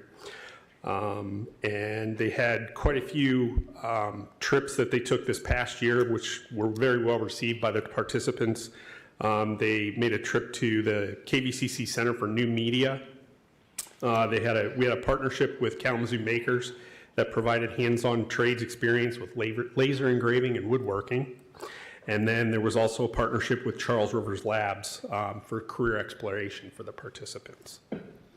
Our Youth Action Council is fully staffed with members. There's 12 current members on the council, ranging in age from 13 to 18. They're actually getting ready to host their first event on February 24th at Mayor's Riverfront Park. It's going to be a karaoke and game night for youth from grades 6 through 12. And a few of the things they're actually looking forward to for this coming year in 23 is they're going to implement some teen youth workshops, as well as some community service projects.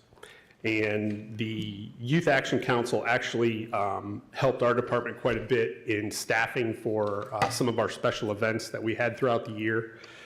They did a great job helping out, manning some booths, and also our Parks and Recreation tent. So we were very fortunate to have them participate in that. And then, like Chief Boyson mentioned, the PAL program, we all know the success that the current programs that we offered through PAL have had. Some of the new programs, they're not all listed on the slide. However, I do have some highlights. Beginning in the new year, we're actually going to offer an introduction to T-ball in partnership with the Boys and Girls Club. There'll also be a boxing conditioning program in partnership with Maple Street School. And then this summer, we just learned of these two programs and were kind of awarded or made aware of the partnership. We're going to be hosting a Major League Baseball junior home run derby along with the Kalamazoo Growlers at Mayor's Riverfront. And then we were awarded an NFL flag football 7-on-7 program that we will be having. There'll also be a youth football combine that we'll have in the summer leading into Rocket football. And then in the fall of 23, we plan on operating a volleyball program as well through PAL. Any questions on youth development right now before I go to next one? Patrick, this is great, so great. Could you go over a little bit who's eligible for All Things Possible? How many kids do you have in it? And what is the plan for that program? What does that program do? Yeah, so absolutely. The program normally runs in different sessions, normally during the school year, spring and fall. We have between 20 and 40 teens per session, and it's dependent on the space that we hold the program at. Like in the summertime, we have the programs hosted at Western Michigan, and depending on their space available or any construction that they have, we kind of have to move things around as far as classroom and, program times. In the summer, we see anywhere between 40 and 80 participants. The program is mainly focused on middle school youth that are actually transitioning into high school. So that's basically how it's operated. It's, basically anyone in the city, any youth in the city are able to actually apply for that program. It's been run quite a few years. I believe we started it in 2017 or 2018. And then part of that program that we also incorporate is if they go through the program, they're able to actually work on having their driver's education paid for by the city as well. Thank you. Mm-hmm. Other questions? Excuse me. All right. Yeah, Commissioner Decker. Thank you, Mayor. So I had a couple questions. Most of these activities are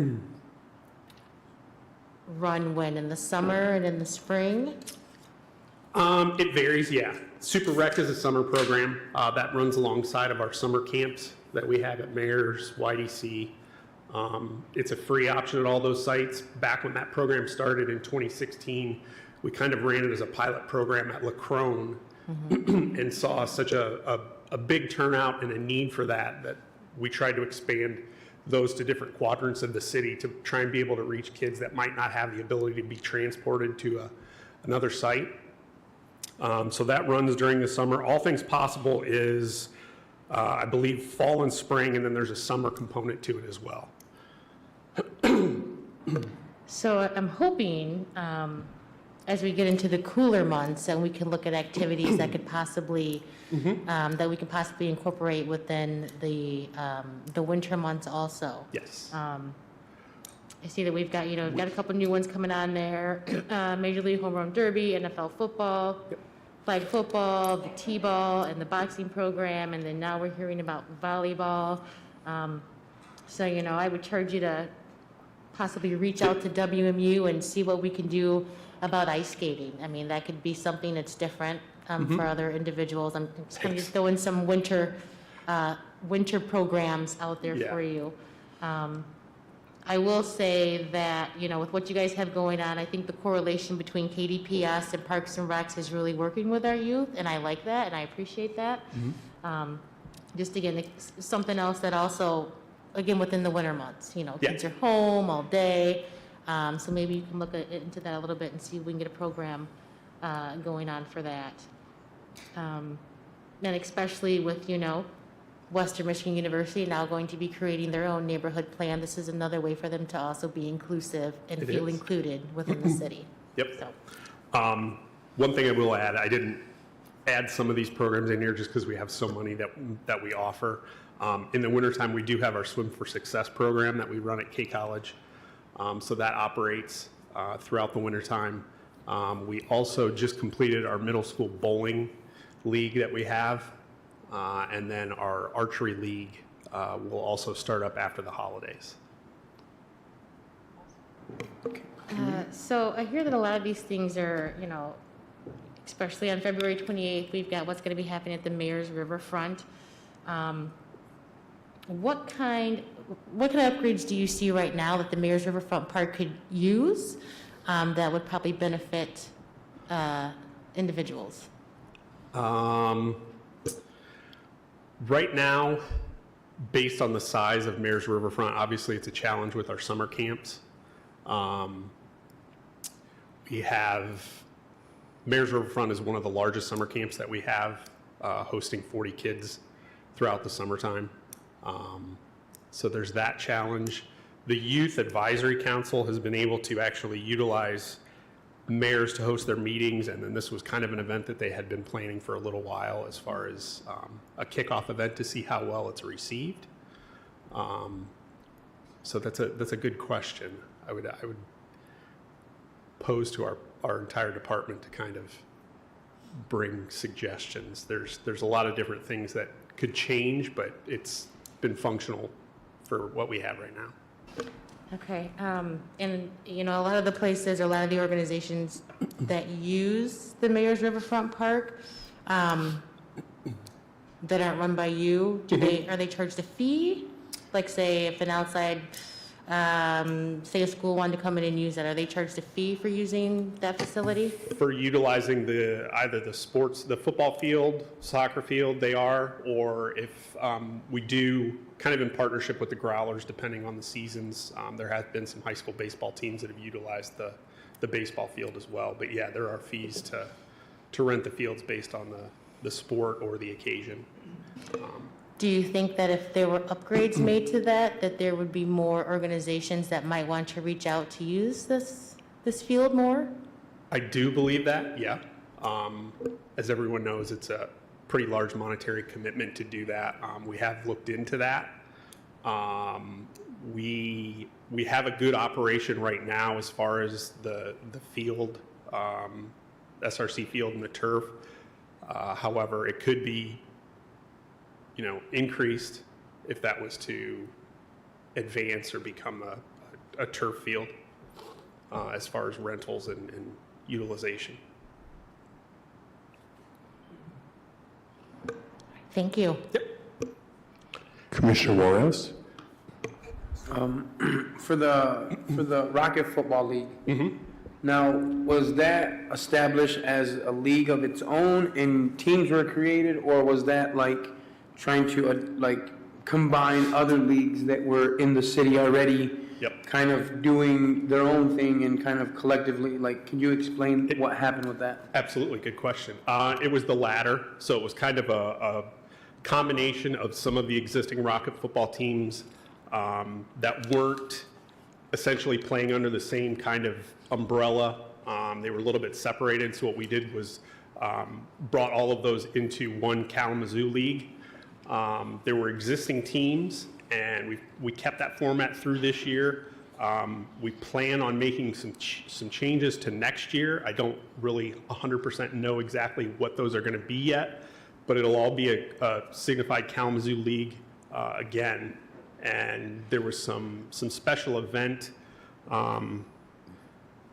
scheduling conflicts that we had initially when the season started. So some of the actual football games had to move to Upjohn Park and Spring Valley, but leading into next year, all the games will be played at Mayor's Riverfront. All of the kids will have equipment. We were actually able to secure both football helmets and shoulder pads from the money that was allocated this past summer. We'll have those in the springtime for all of the children. So all the youth that'll be playing will have brand new equipment that's meets specific safety standards, and we'll keep on top of that as far as refurbishment and everything as well. Yeah, I had a lot of parents just contacting me about being able to play their games. And what I've seen over my time with coaching Rocket football for United, which is Kalamazoo Christian, that the league they play in, most of the public schools have their own league or their own team. Yep. And the public schools host them as home fields, right? And so I think it would be really important kind of to involve KPS in that conversation. Absolutely. Because we have multiple football fields that are underutilized throughout the summer and into, the Rocket football season. Yeah. And I know the scheduling stuff has to work out, but I mean, we got plenty of space when it comes to being able to play. And we even have opportunities to play on K College's field and Western Michigan's field, or the Broncos, and it just to see that, and they're more than willing, and so I'm really excited about that because football is just a passion, right? Lions, we beat the Vikings just this Sunday, so Me and Chief Boyson are actually going to be planning to try to go to the next Bears game. So if you guys want to get in on that, you guys let us know. And, you know, Michigan, you know, the Wolverines, I made a bet with, what's your name again? Jim Risman. Do you guys know Jim Risman went to Ohio State? And we beat the mess out of him. No, come on. So we have a bet. You'll see next public meeting. He's gonna be wearing some Michigan gear. He's gonna be sick. It's gonna be a bright maize shirt. So, anyways, Rocket football is one of those things that I had an opportunity to just see how kids can grow from that. How much it encourages them to just, you know, I wish Kalamazoo was like a football city. You see that in Texas and in other places, man, and there's so much talent in this city that's so underutilized and so much potential that's wasted. You know, and it breaks my heart because we can have individuals who are youth in this city who could be going to the league, right? And it's no doubt in my mind, I've seen kids just waste their talent, and so more opportunities. We need that, so. Absolutely. Thank you for that. bringing that up, Commissioner. Thank you, Commissioner Juarez. Commissioner Prater? Good evening.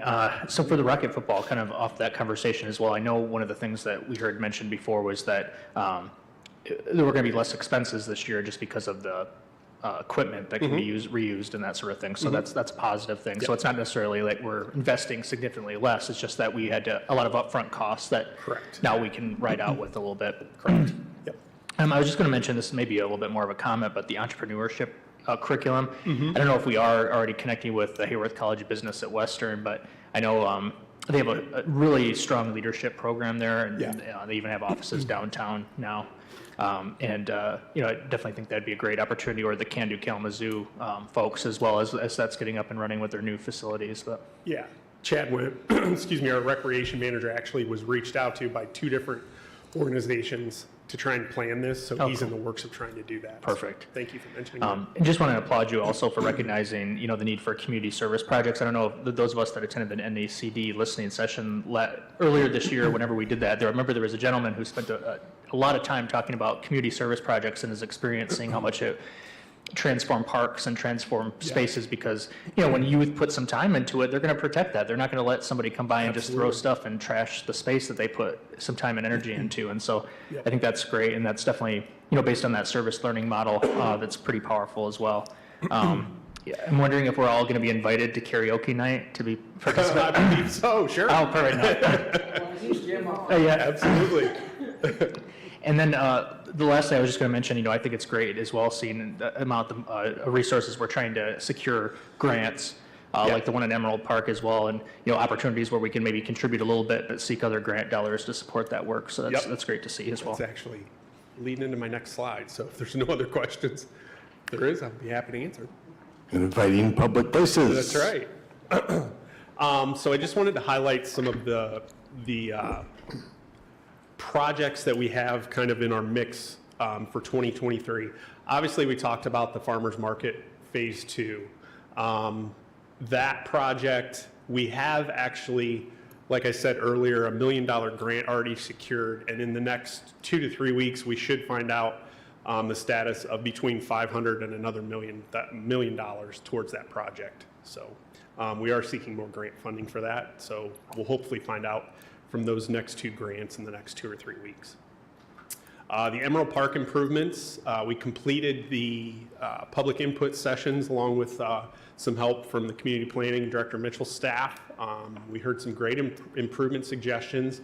We're currently actually just applied, I believe last week was the deadline for one of the Spark grants for that project. So we should hear by the end of January for that, and then proceed with improvements pending the grant process sometime towards probably the mid to end of 2023, just based on the programming at the park and the soccer leagues and whatnot. The Millen Park Playground is actually being completed right now. They anticipate being done hopefully the end of this week, if not leading into the beginning of next week, but it'll definitely be done by year's end. And that That brand new playground, which you see here in the slide, will be available to use in the spring for everyone.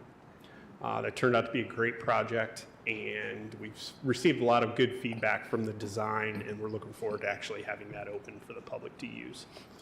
Along with the playground, next year, kind of in collaboration with, like Director Mitchell said earlier, and the community planning staff, Deputy Director Anderson and Jay Slavey, the neighborhood activator, will be working on Millam Park planning as a whole for park improvements on 2024.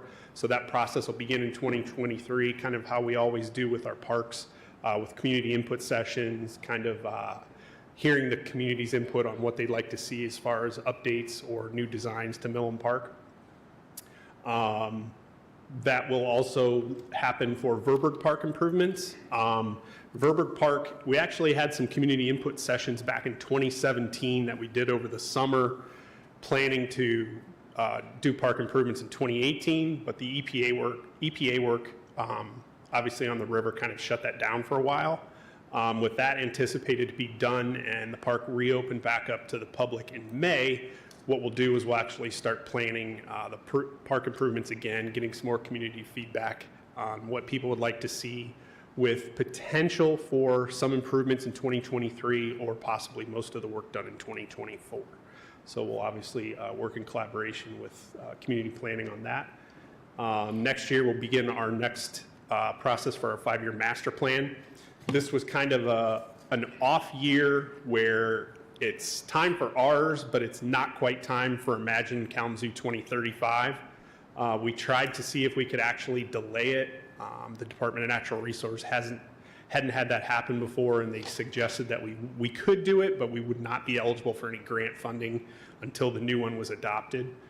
So we elected to keep on track and work on that next year. That'll be a big process that will actually utilize the expertise of community planning, community input sessions, kind of dictating from the community what we need to work on in the next 5 years as far as our Parks and Rec master plan.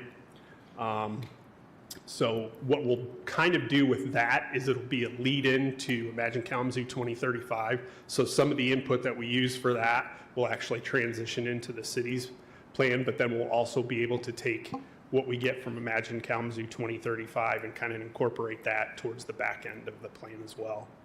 And then last to highlight is Arcadia Creek Festival Place and the special events. Obviously, we have taken over utilizing Arcadia Creek from a park standpoint. So in 2023, there'll actually be landscaping designated from our department to be utilized there. It'll be on the mowing contract that we have for our parks and green spaces. And then we've taken in the special event process citywide through our department. So it's kind of a seamless transition for that process. So hopefully we'll have a good season at our Creek Festival Place next year as well. Any questions? Thank you so much. Any last questions for our Parks and Rec Director here? Vice Mayor Cooney. The farmer's market thing, it says phase 2. Yep.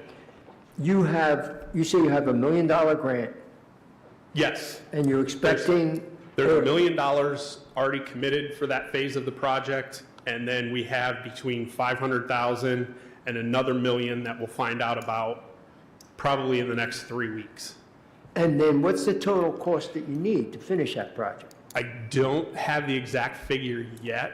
The consultant that's doing the cost estimates, I actually spoke to today, and they were waiting on one number to come in. Hopefully I'll have that, and I can include that in the Friday email, but I'll have it sometime this week regardless. So I don't know the exact number right yet. Okay, thank you. Commissioner Juarez. Yes, the Emerald Park, that's the park that's over there by, behind Consumers Energy? Correct. Okay, so, like, really tucked away behind Consumer Energy, it's in that community. There's a huge, like, strip of that park that's just green grass, and then the portion of the park where it's very, like, I'm interested in is, like, because the Hispanic population uses that portion of the park for soccer on Sundays, and Adrian from the Hispanic American Council puts on these events there, and they're so beautiful. But the park itself needs a lot of upgrades, right? And so what are some of the upgrades that you guys are planning to kind of, like parking and like what's? Yeah, so there'll be a parking aspect to it. I don't want to go into it too much in detail because a lot of it is dependent on the Spark grant and if we get that awarded. But let's say that we do, there'll be a parking aspect to the park improvements for the soccer league as well as, you know, the park goers. There'll be improvements to the fields. There's money allocated for that as far as kind of regrading, reseeding. There'll be permanent soccer goals. There'll be a net, not on the I-94 side because of the new walls that are actually going up, but there'll be a net to try and stop the balls from going over the fence towards the businesses. Improvements to the walking path are one of the things that both the community members and kind of the soccer leagues wanted, and then a restroom building as well.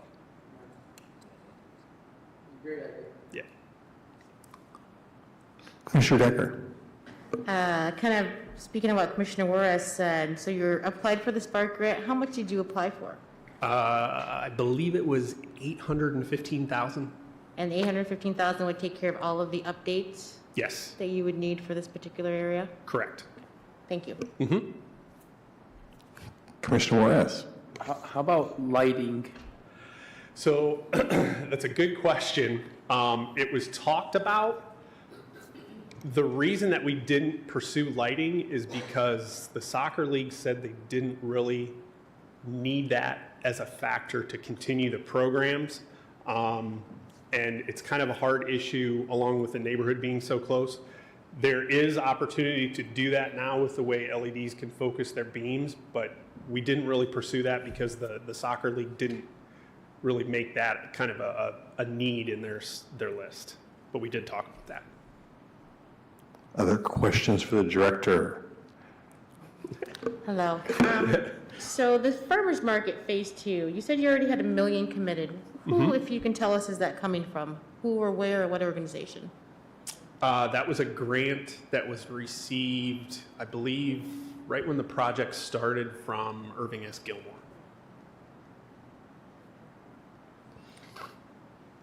I ask because are you taking those funds into account with what you're asking for or what they're requesting within the budget? Yes.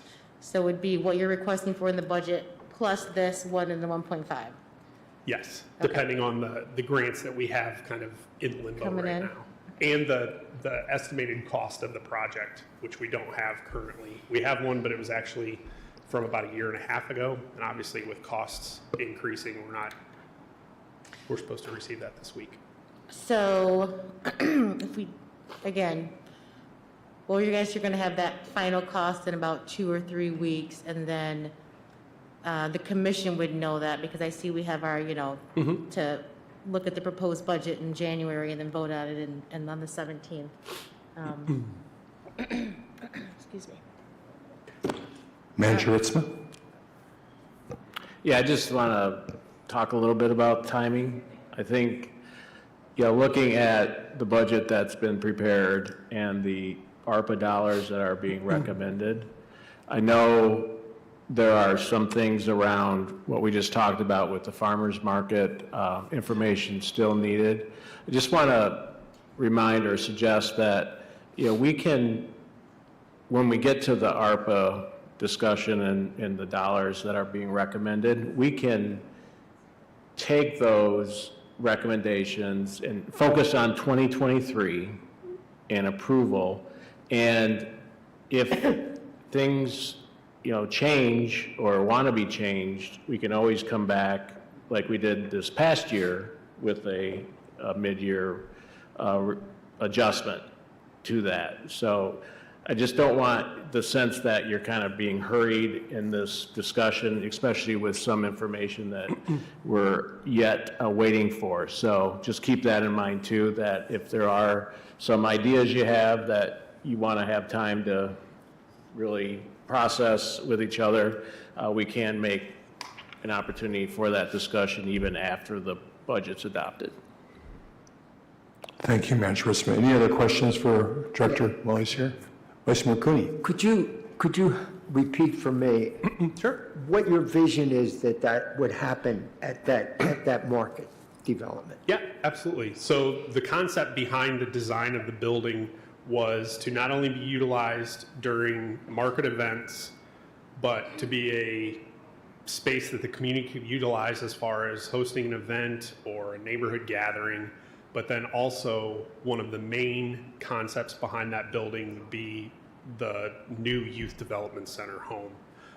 The existing youth development center, obviously, that is, at the end of its life. It's a very old building. And the concept behind the design of this building was to take over not only the youth development center from an after-school perspective, but also during the summertime as one of our summer campsites. And just to follow up on the last time that we spoke about this, and it was mentioned about getting into KPS as far as the after-school programs, we have attempted to do that in the past, and I don't want to say there was issues, but we weren't actually able to move forward as far as and getting into the buildings to run our after-school programs. It could be a number of factors why, I don't know specifically, but that was never kind of moved forward as far as us offering any after-school programs in the schools. So that's why one of the main components of our programs is the Youth Development Center, which would be the Farmers Market building. Thank you. Thank you so very much. Strength through diversity. Yeah, thank you. I would like to introduce our DEI director, Ms. Tanya Hewitt-Smith, and she's going to talk with you about our Strength to Diversity goal. And your first time in front of the commission, and we love that you're here and look forward to what you have to say. Thanks, Tanya. First, I would like to acknowledge, thank you, Patrick, for the clip of moving the screen, because I'm like Antonio, my eyes are not what they used to be. So I was thinking, I hope I can see the arrow on that remote. All right, I would like to also, Chief Boyson stated long-term solution for ongoing problem. And that is also something that we need to address within the Strength through Diversity, and I will be, can you hear me? You hit tap more than my, okay. I will touch base on Strength through Diversity tonight. Increasing professional development opportunities and education tools to promote DEI initiatives. We have started that thus far as picking up from where my predecessors left off, along with also implementing monthly publications for education and awareness in regards to DEI. We have also, we are working to build and create a work environment that will welcome a sense of belonging. To reflect on the comment Commissioner Ward stated, I did do, not a football statement, but I'm going to give you a basketball statement. I considered it a full court blitz when I first got into the role. I did one-on-ones with the commissioners, directors, deputy, senior leadership, and I did hear everything that everyone has said. I do have lots of notes that I took, but one thing that I did get out of everyone, transparency, results, the assessment, and ending with now what. What I would like to say that I hope with everyone that I spoke with, everyone did reflect the fact that they want to be allies and champions for that department. So I will be relying heavily on you all as far as like getting the support, especially the departments, as to pushing their employees and themselves, because I feel as leaders we have to reflect what we want. So I'm looking for us all to model that behavior. Along with increasing training participation to 25% for overall staff. In doing so, we are currently in the final stages of making arrangements to the first quarter of the year with the LGBTQ plus community, along with the Disability Network, which would be Diversity Through Disability that we will be also implementing, as well as working with the Michigan Department of Council to build a cabinet discussion for leadership of how to lead in diversity. Along with the 25% overall that I'm looking to increase, I do not only want to just provide trainings, I want the majority of us and our staff to have certifications to back that up. to show that we can put in the work. Collaborating with staff to improve talent acquisition and retainment. I'm sorry, I did myself an injustice in trying to save paper, so the print is a little small. Collaborate with staff to improve talent acquisition and retainment. Currently, I am doing one-on-one meetings with HR. We have started ASAP, as soon as I got into the role in September. We have added diversity questions to all interview questions for our staff, for our departments when they conduct interviews.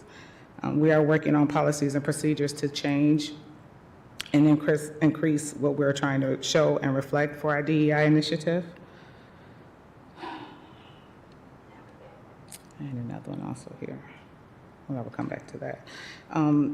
As you know, you guys, prior to me getting in this role, we implemented the More Courage College program, which is diversity without divide, which has a high emphasis on communication, unifying and bringing the human element to our organization. That date has already been set. You will receive publication immediately after the new year, but you can mark it in your calendars now. It will be a 4-week college between February 15th and March 8th.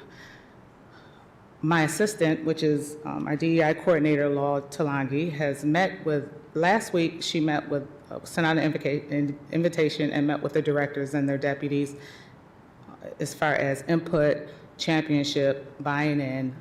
We are going to have a follow-up meeting this week to grab those that we did not have that conversation with, because we are pushing to where we're going to provide for them a number of slots for their department, run a raffle, and once they present us the names, we will let them know, because we have a limited number of slots, but we are going to inform them of what's available for the departments at that time. And basically, that's what I have thus far. I'm sure you have questions. Questions? Commissioner Hess? Director Hewitt-Smith, thank you for being here and welcome. Thank you. When we were speaking, we talked about your initiatives through your office and HR being for city employees. However, the work that we're doing here includes all city. Mm-hmm. So this is a heavy lift. Mm-hmm. And yes, you can count on us to step up when we need to do this for our community. Mm-hmm. This is probably a #1 priority for most of us. And so we appreciate you saying yes to the DEI director and for being here for us and with us. So whatever you need, let us know. Thanks, Commissioner Hess. Commissioner Pradel? I was just going to share a note. Last Friday, I was, once a month, I do this little lunch thing with a bunch of other executive directors to get together and just share ideas and whatnot. And one of the executive directors I was sitting across from said that she and her team had done a number of, I think, the 2.5-day race trainings. And she was actually part of the current one that was, I think, ending on Friday or something. And she said she thought her team was surprised because it was the first time in a while that she'd attended one of those 2.5-day trainings where a senior member of city staff wasn't a part of it. And so I was pleased to hear that she had been seeing city staff being a part of it.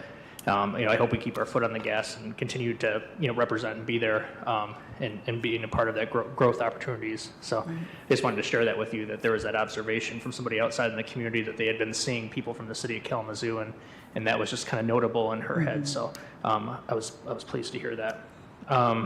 In terms of just overall professional development, I was just kind of curious to get your thoughts in terms of, budget-wise.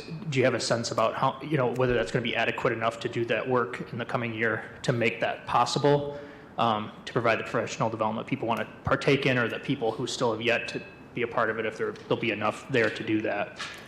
To be honest with you, Commissioner Pradel, I do not want to assume to tell you yes or no. Sure. Right now, we are digging we have dug really deep on what is needed, what's going to be appealing to our staff and along to the community. Yeah. I do know that what I have run into, you can reach out for resources that a lot of programs have been basically catered to the private sector. on the southwest Michigan side of Michigan, on southwest Michigan side, we have a long way to go. So I've been working with the southeast side of Michigan to get a lot of their resources and feedback on, like I said, it's not just a bright and shining thing, it's what is going to be impactful for our organization, what are people going to take away? Because when they take it out of, and to say what you said, Commissioner Hess, I am, as you stated, I did mention City of Kalamazoo, but I have not thought about the community in which we serve. So the plan that I have for our organization, because if our employees can get something from it, they're taking it back home to the dinner table and sharing it. Other questions for the director? Thanks again, appreciate it Okay, very thank you. much, yes. All right, our next presenter is going to present on good governance, and this is our IT director, or CIO, Tim DuBois. Tim? Yes. Good evening, Mayor, Vice Mayor, Commissioners. Good governance tends to be focused on internal operations and support and enablement of all of the great projects that you've been hearing about. So our projects may not be as exciting or attention-grabbing, but nonetheless, they remain vital and critically important for us to do the work that we do as a city. So the first highlight is cybersecurity enhancements. Cybersecurity being a top news item and probably forever will be. Our enhancements go on all different areas of cybersecurity, so prevention, detection, mitigation or minimizing the impact of an incident, as well as recovery, repair, business continuity, and then on to back to restoring back to our normal operations. I believe from a budget perspective, we have items in every one of those areas. I won't get into details because we don't want the bad guys to know where our weaknesses are, or we want to talk about them publicly anyway. Along with that, and like I said, support of other departments and their great initiatives, we're looking to implement a data visualization tool. We've actually implemented this. Right now, we're running through kind of the first initial use cases, but we're going to work with each department and look at their goals and metrics, and so they have a great visualization tool of how to do this and see where they are. A nice little dashboard, if you will, for them. To see where the data lies and the work they're doing and the impact that it makes. And then to continue to capitalize on our Digital City Award that we were recently awarded, we're going to continue to modernize and digitalize city operations. So we're looking at enterprise content management system. Again, the initial use case of that is ongoing right now. Along with an e-signature system with that, and then other process improvements and some other kind of background stuff to improve our operations and improve the digital use of that. Enhance opportunities for employment, support and recognition. This goes to our overall goal of retention and recruiting and celebrating our employees that we have. And making sure that they continue to want to work here and that this is a great place to work and we can recruit new employees as needed. So that's the highlights for the good governance group. Any questions? Questions, team? Commissioner Decker. Hi. So when you talk about enhanced opportunities for employee support and recognition, does that include professional development? It does. We're working on that with Human Resources and to put out training programs throughout the city for development of our staff. Thank you. Other questions, team? So you alluded to this, so I'm not going to ask you for specifics, but as on one hand you talk about more systems being digitalized, that also provides more opportunity for systems to be hacked and, some vulnerabilities there as that occurs. And I know that oftentimes public institutions, governments have lagged behind even the private sector when it comes to having the opportunity to robustly invest in those systems.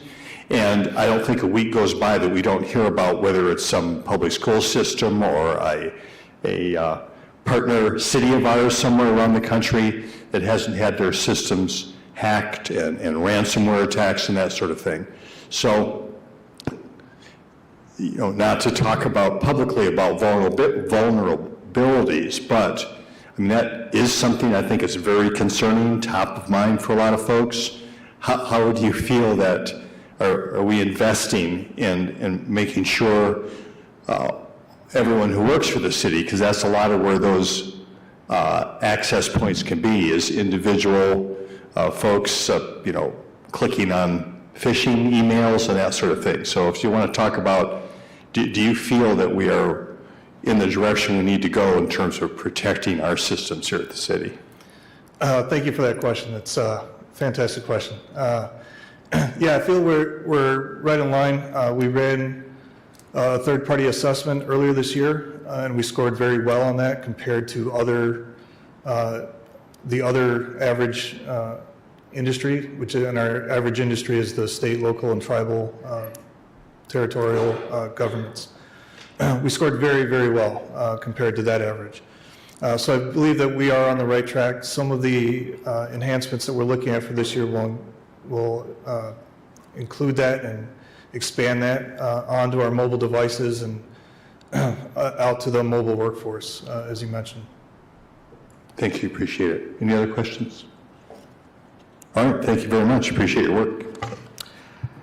Next, we're going to shift to the Foundation for Excellence, and we've got our new Executive Director of the Foundation for Excellence here, Steve Brown, and he's going to walk through some slides on the FFE and the proposed budget for 2023. Steve? Thank you, City Manager Ritzmore. Good evening, Mayor Anderson, Vice Mayor, Commissioners. I'll be very brief. I realize that we're coming up on a hard stop at 8, and we still have some slides to go. So, quick recap. The Foundation for Excellence is here to help make it possible for all of us, all of you, to have the lives that you want for yourselves and your families in the city of Kalamazoo. We've been around since 2017, and you can see in that time we've invested $150 million in the well-being and growth of the city of Kalamazoo. About $70 million of that has been for tax relief to all payers of tax in the city. About $50 million has been for aspirational projects, and about $20 million has been to stabilize the city's budget to make sure that our programs can continue to be delivered with excellence and grow each year. This slide shows briefly how the foundation works. Very, very simple concept. The citizens and residents of Kalamazoo, stakeholders who are engaged, create the plans that guide the city's work. All donations can be given simultaneously to the foundation's endowment. That endowment provides grants to the city that help fund the work from the Imagine Kalamazoo plans. So this graphic we include in the newsletter, which will be released shortly in a few weeks here and sent to every occupied residence in the city. We have plenty of copies for you all to give out to anyone you'd like to. We try to give them out at every opportunity so that people can see the programs and projects that the FFE funds and what really sets Kalamazoo apart as an aspirational and growing community. So we've got 2 shots here from the newsletter that also make reference back to our online data. So when we do the work of the Foundation for Excellence, we like to be consistent, and we like to just make sure that people have transparent resources available online. So you'll see here a map that summarizes some of the most major investments in neighborhoods. So you'll see not all neighborhoods are covered, but the neighborhoods in dark blue have received the most net investment, and that is net of both tax savings and aspirational investments from 2017 to 2022. So this map will be in the newsletter, which is being sent out in just a couple weeks.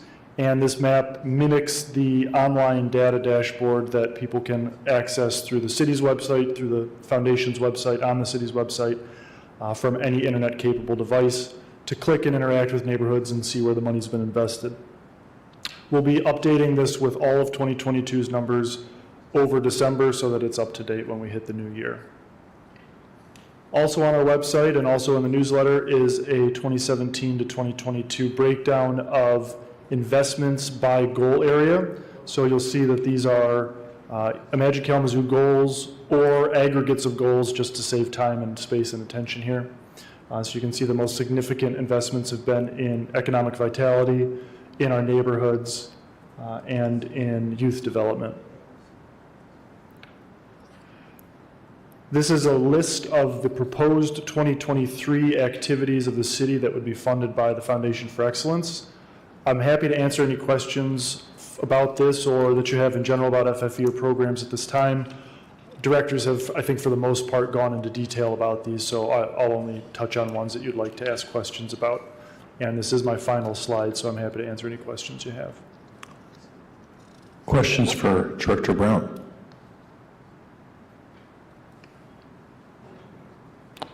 All right, thank you very much, appreciate it. Thank you, and CFO Vicenzi's up next. Thank you.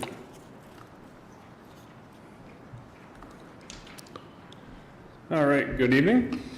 I'm going to be quick as well. I'm going to kind of go over our ARPA plan again. You guys have seen this about 2 weeks ago. We discussed it a little bit last week, and the directors tonight have touched on a majority, if not all, of this plan throughout their presentations. So just kind of quickly getting us through here. Here we have about, projected total of $1.25 million for economic development in the city in 2023, mostly utilized in our business development fund programs. Moving on to housing, we've got a projected $4.3 million. Again, a majority of that going to our housing development fund of $3 million. And you guys heard a nice presentation about some of the work that's doing this year with the Housing for All of the $1 million that just got approved last week.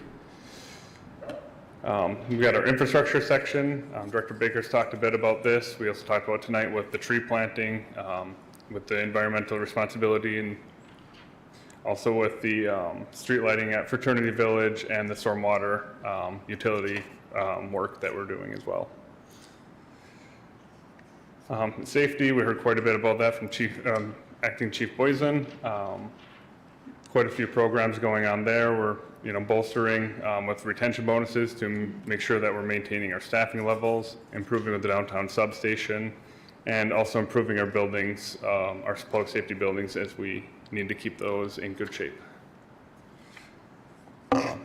Here we have about $1.2 million for youth. We discussed youth programming quite a bit tonight. We're working on the next phases of that.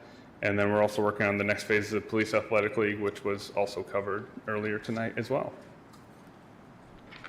Revenue replacement, we've discussed this based on the federal formulas for revenue that was lost as a direct result of COVID, and that's going towards our streets funds. Again, lost funding due to reduction in gas usage, which reduces gas taxes, and lost in our parking fund, which with no one driving, no one coming to downtown, they lost a significant amount back in 2021, and that's what we're replacing here in 2023 based on that federal formula. We have a bit for good governance, including, community engagement, election equipment, and then the cost to administer and run all of these programs and to do what the state needs to do to plan them out and then run them as well. And that's based off of the federal de minimis 10% of the total programs proposed, and we just smooth that out over the next 4 years. And then finally, we have our multiple here where we talked about the farmers market multiple use building. Director McVeary's working on final numbers for that, but a portion of that, being requested to be funded by ARPA here, with other portions through bond funding and private donations. And in total, we're proposing $13.2 million in ARPA funds, and moving forward through 24 through 26, we'll have a remaining allocation of roughly $17 million. So I guess I'll open it up for questions. Questions? Vice Mayor Cooney. Could you, that 909,000 for each of the next 3 years for administration, is that mandatory? It is not mandatory. It's what we're requesting is we're utilizing staff time to run these programs, to budget them, to oversee them, plan for them on the back end with purchasing, accounting, payroll, all those functions that kind of go into that as well. Okay, thank you. Other questions for CFO? Commissioner Decker. Hello, I'm kind of gonna piggyback off what Commissioner Cooney just said, and what you just responded to as this is allocating staff time. Are these extra funds that they're going to be paid in excess of what they're paid now? Or are these outside entities coming in to do this, or is it staff that's already here that works within the city? It's the staff that's already here that works within the city. These funds will feed into a general fund, which will allow us to continue to maintain staffing levels that we have to maintain these programs. Yes. So. Other questions at this time?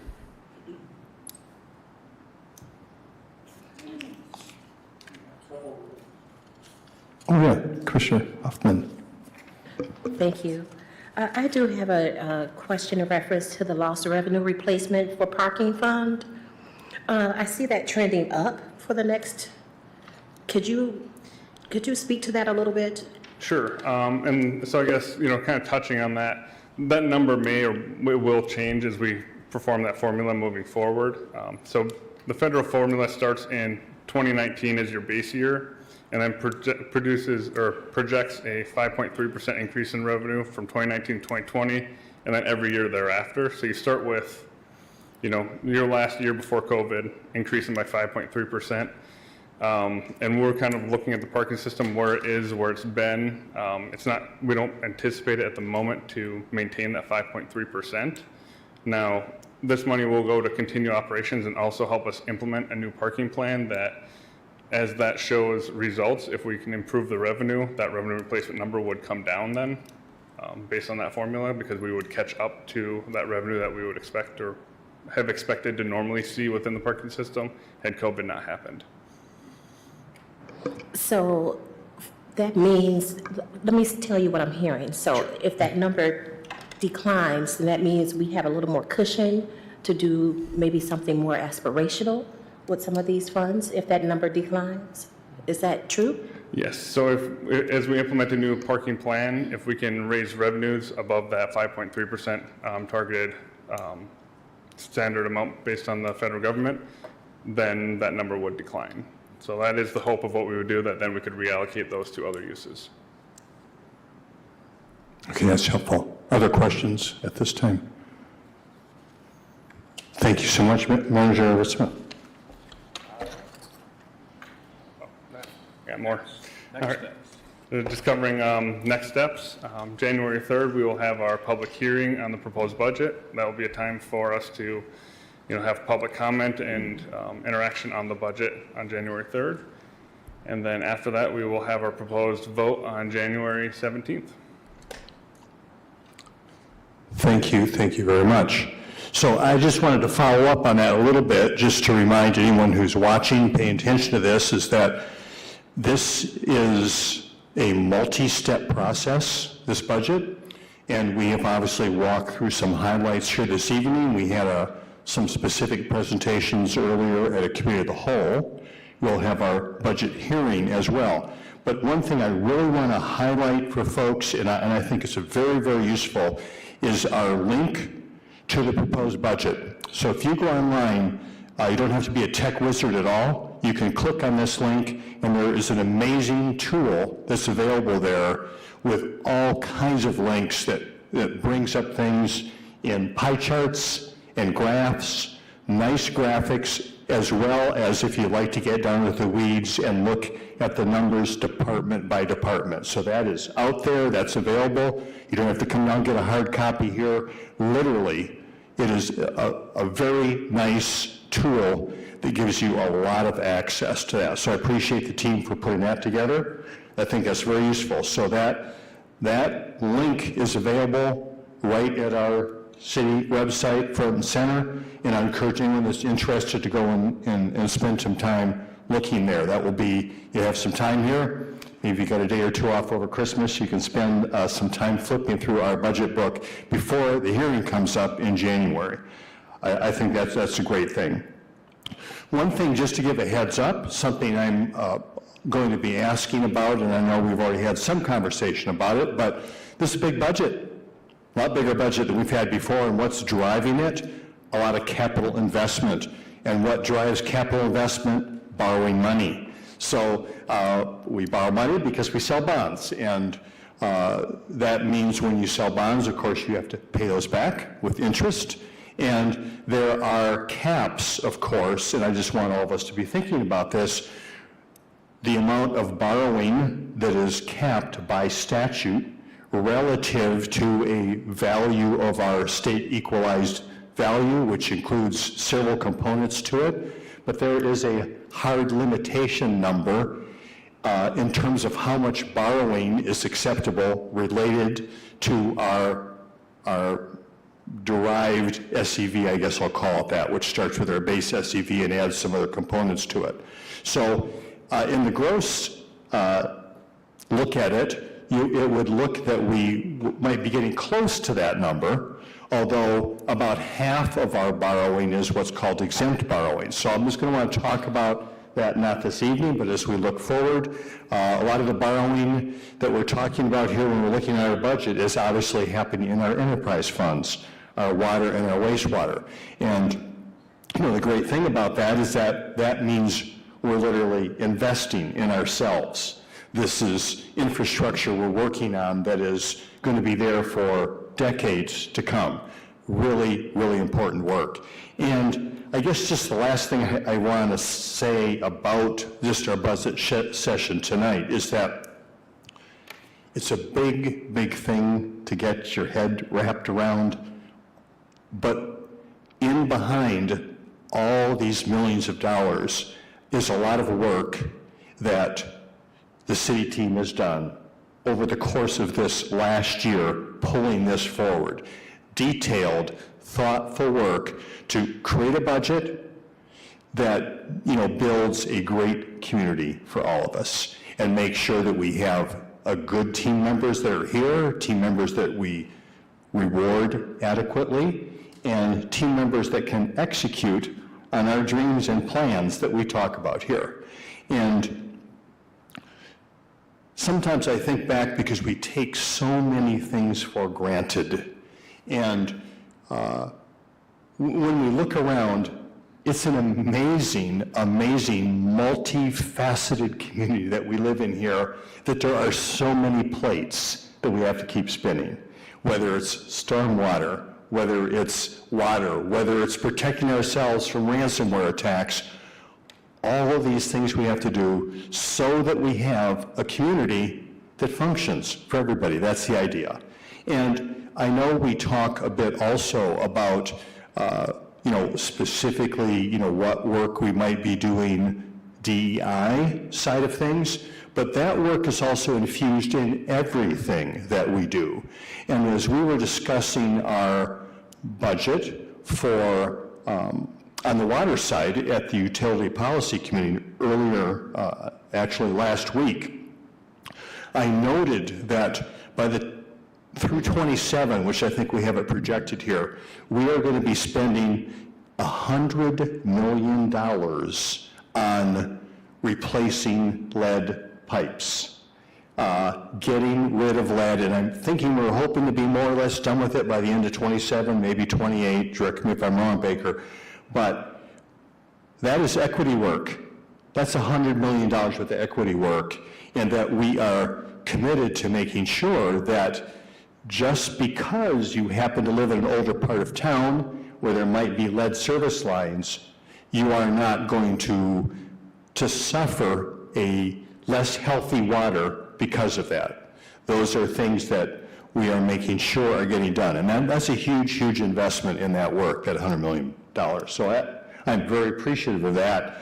And I know you want to wrap this up section here, but looking forward to the hearing and further work here. Manager Ritzman. Yeah, thank you. I did overlook, and we've had questions and discussion throughout the presentation, but if there are any discussions you would like to have now, just kind of closing things up, definitely open to that as well. Anything for this evening? Commissioner Juarez. I just want to make the statement that was kind of clarifying, Jim, that you had talked about in us approving this portion of the budget and the understanding of like, it's not like pushing us to like urgency, but it's like how this ARPA money could relieve some of the works that are being done when it comes to like how much bonds we're selling and stuff like that, and how this affects that, right? And so, like for me, the statement is that the staff in the city are working really hard to make things, figuring things out, and the efforts that went into the budget. And I think for us, we're like, we don't want to contradict the work that the staff is doing. We want to give life and appreciation to that. At the same time, the double-sided coin is holding you guys up and saying, you guys are doing a phenomenal job in making sure you're creating a city that is for all people. And then on the flip side of that coin is the community and the members who reside in this community. And so for us as commissioners, when we look at something so complex as this, and when it comes to money, we have to be super mindful of how to balance that, right? Because what I don't want to happen is the staff feel ostracized and like, dang, we did all this work and you guys just didn't approve it, and it's not that. It's to make sure, as we're trying to see how to move Kalamazoo forward together, that we understand we're doing this together, right? And so 2024 comes around and we say, maybe we want to amend some of this and we want to use some money for this. It's not to make, I want staff to know, it's not to spite or to say, well, we don't believe in what you guys are doing, but because you guys are so innovative and we trust, like for me, I've learned how to trust Director Baker and Laura and Jeff and all, you know, all you guys. I've learned how to trust you guys, and I also want you guys to understand that we appreciate that, but to carry the burden of seeing a community being taken care of is super important. And so as we discuss and deliberate how this happens, and maybe we may make some amendments in 2024 or 2025, and like I always appreciate when Director Baker says, we found money here, or Patrick says, we found money here. Like that is like awesome. That is super friggin' awesome to me, that they can go and find this kind of money to do these things.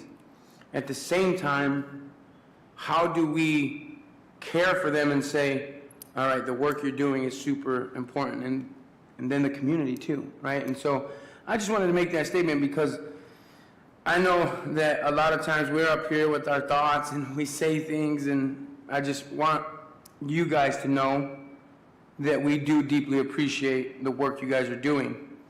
And we have to articulate that in a way where the community understands that. Because I took a trip to the water with Director Baker, and I took my daughter with me.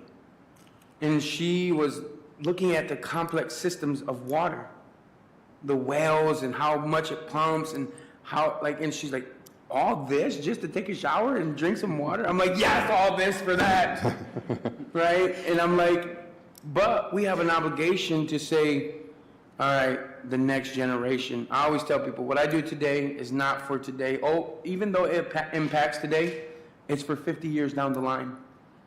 I'm thinking about generations. When I do this work, so you guys know, when I do this work and when I think about the things I think about, it's for the 50, 100 years down the line.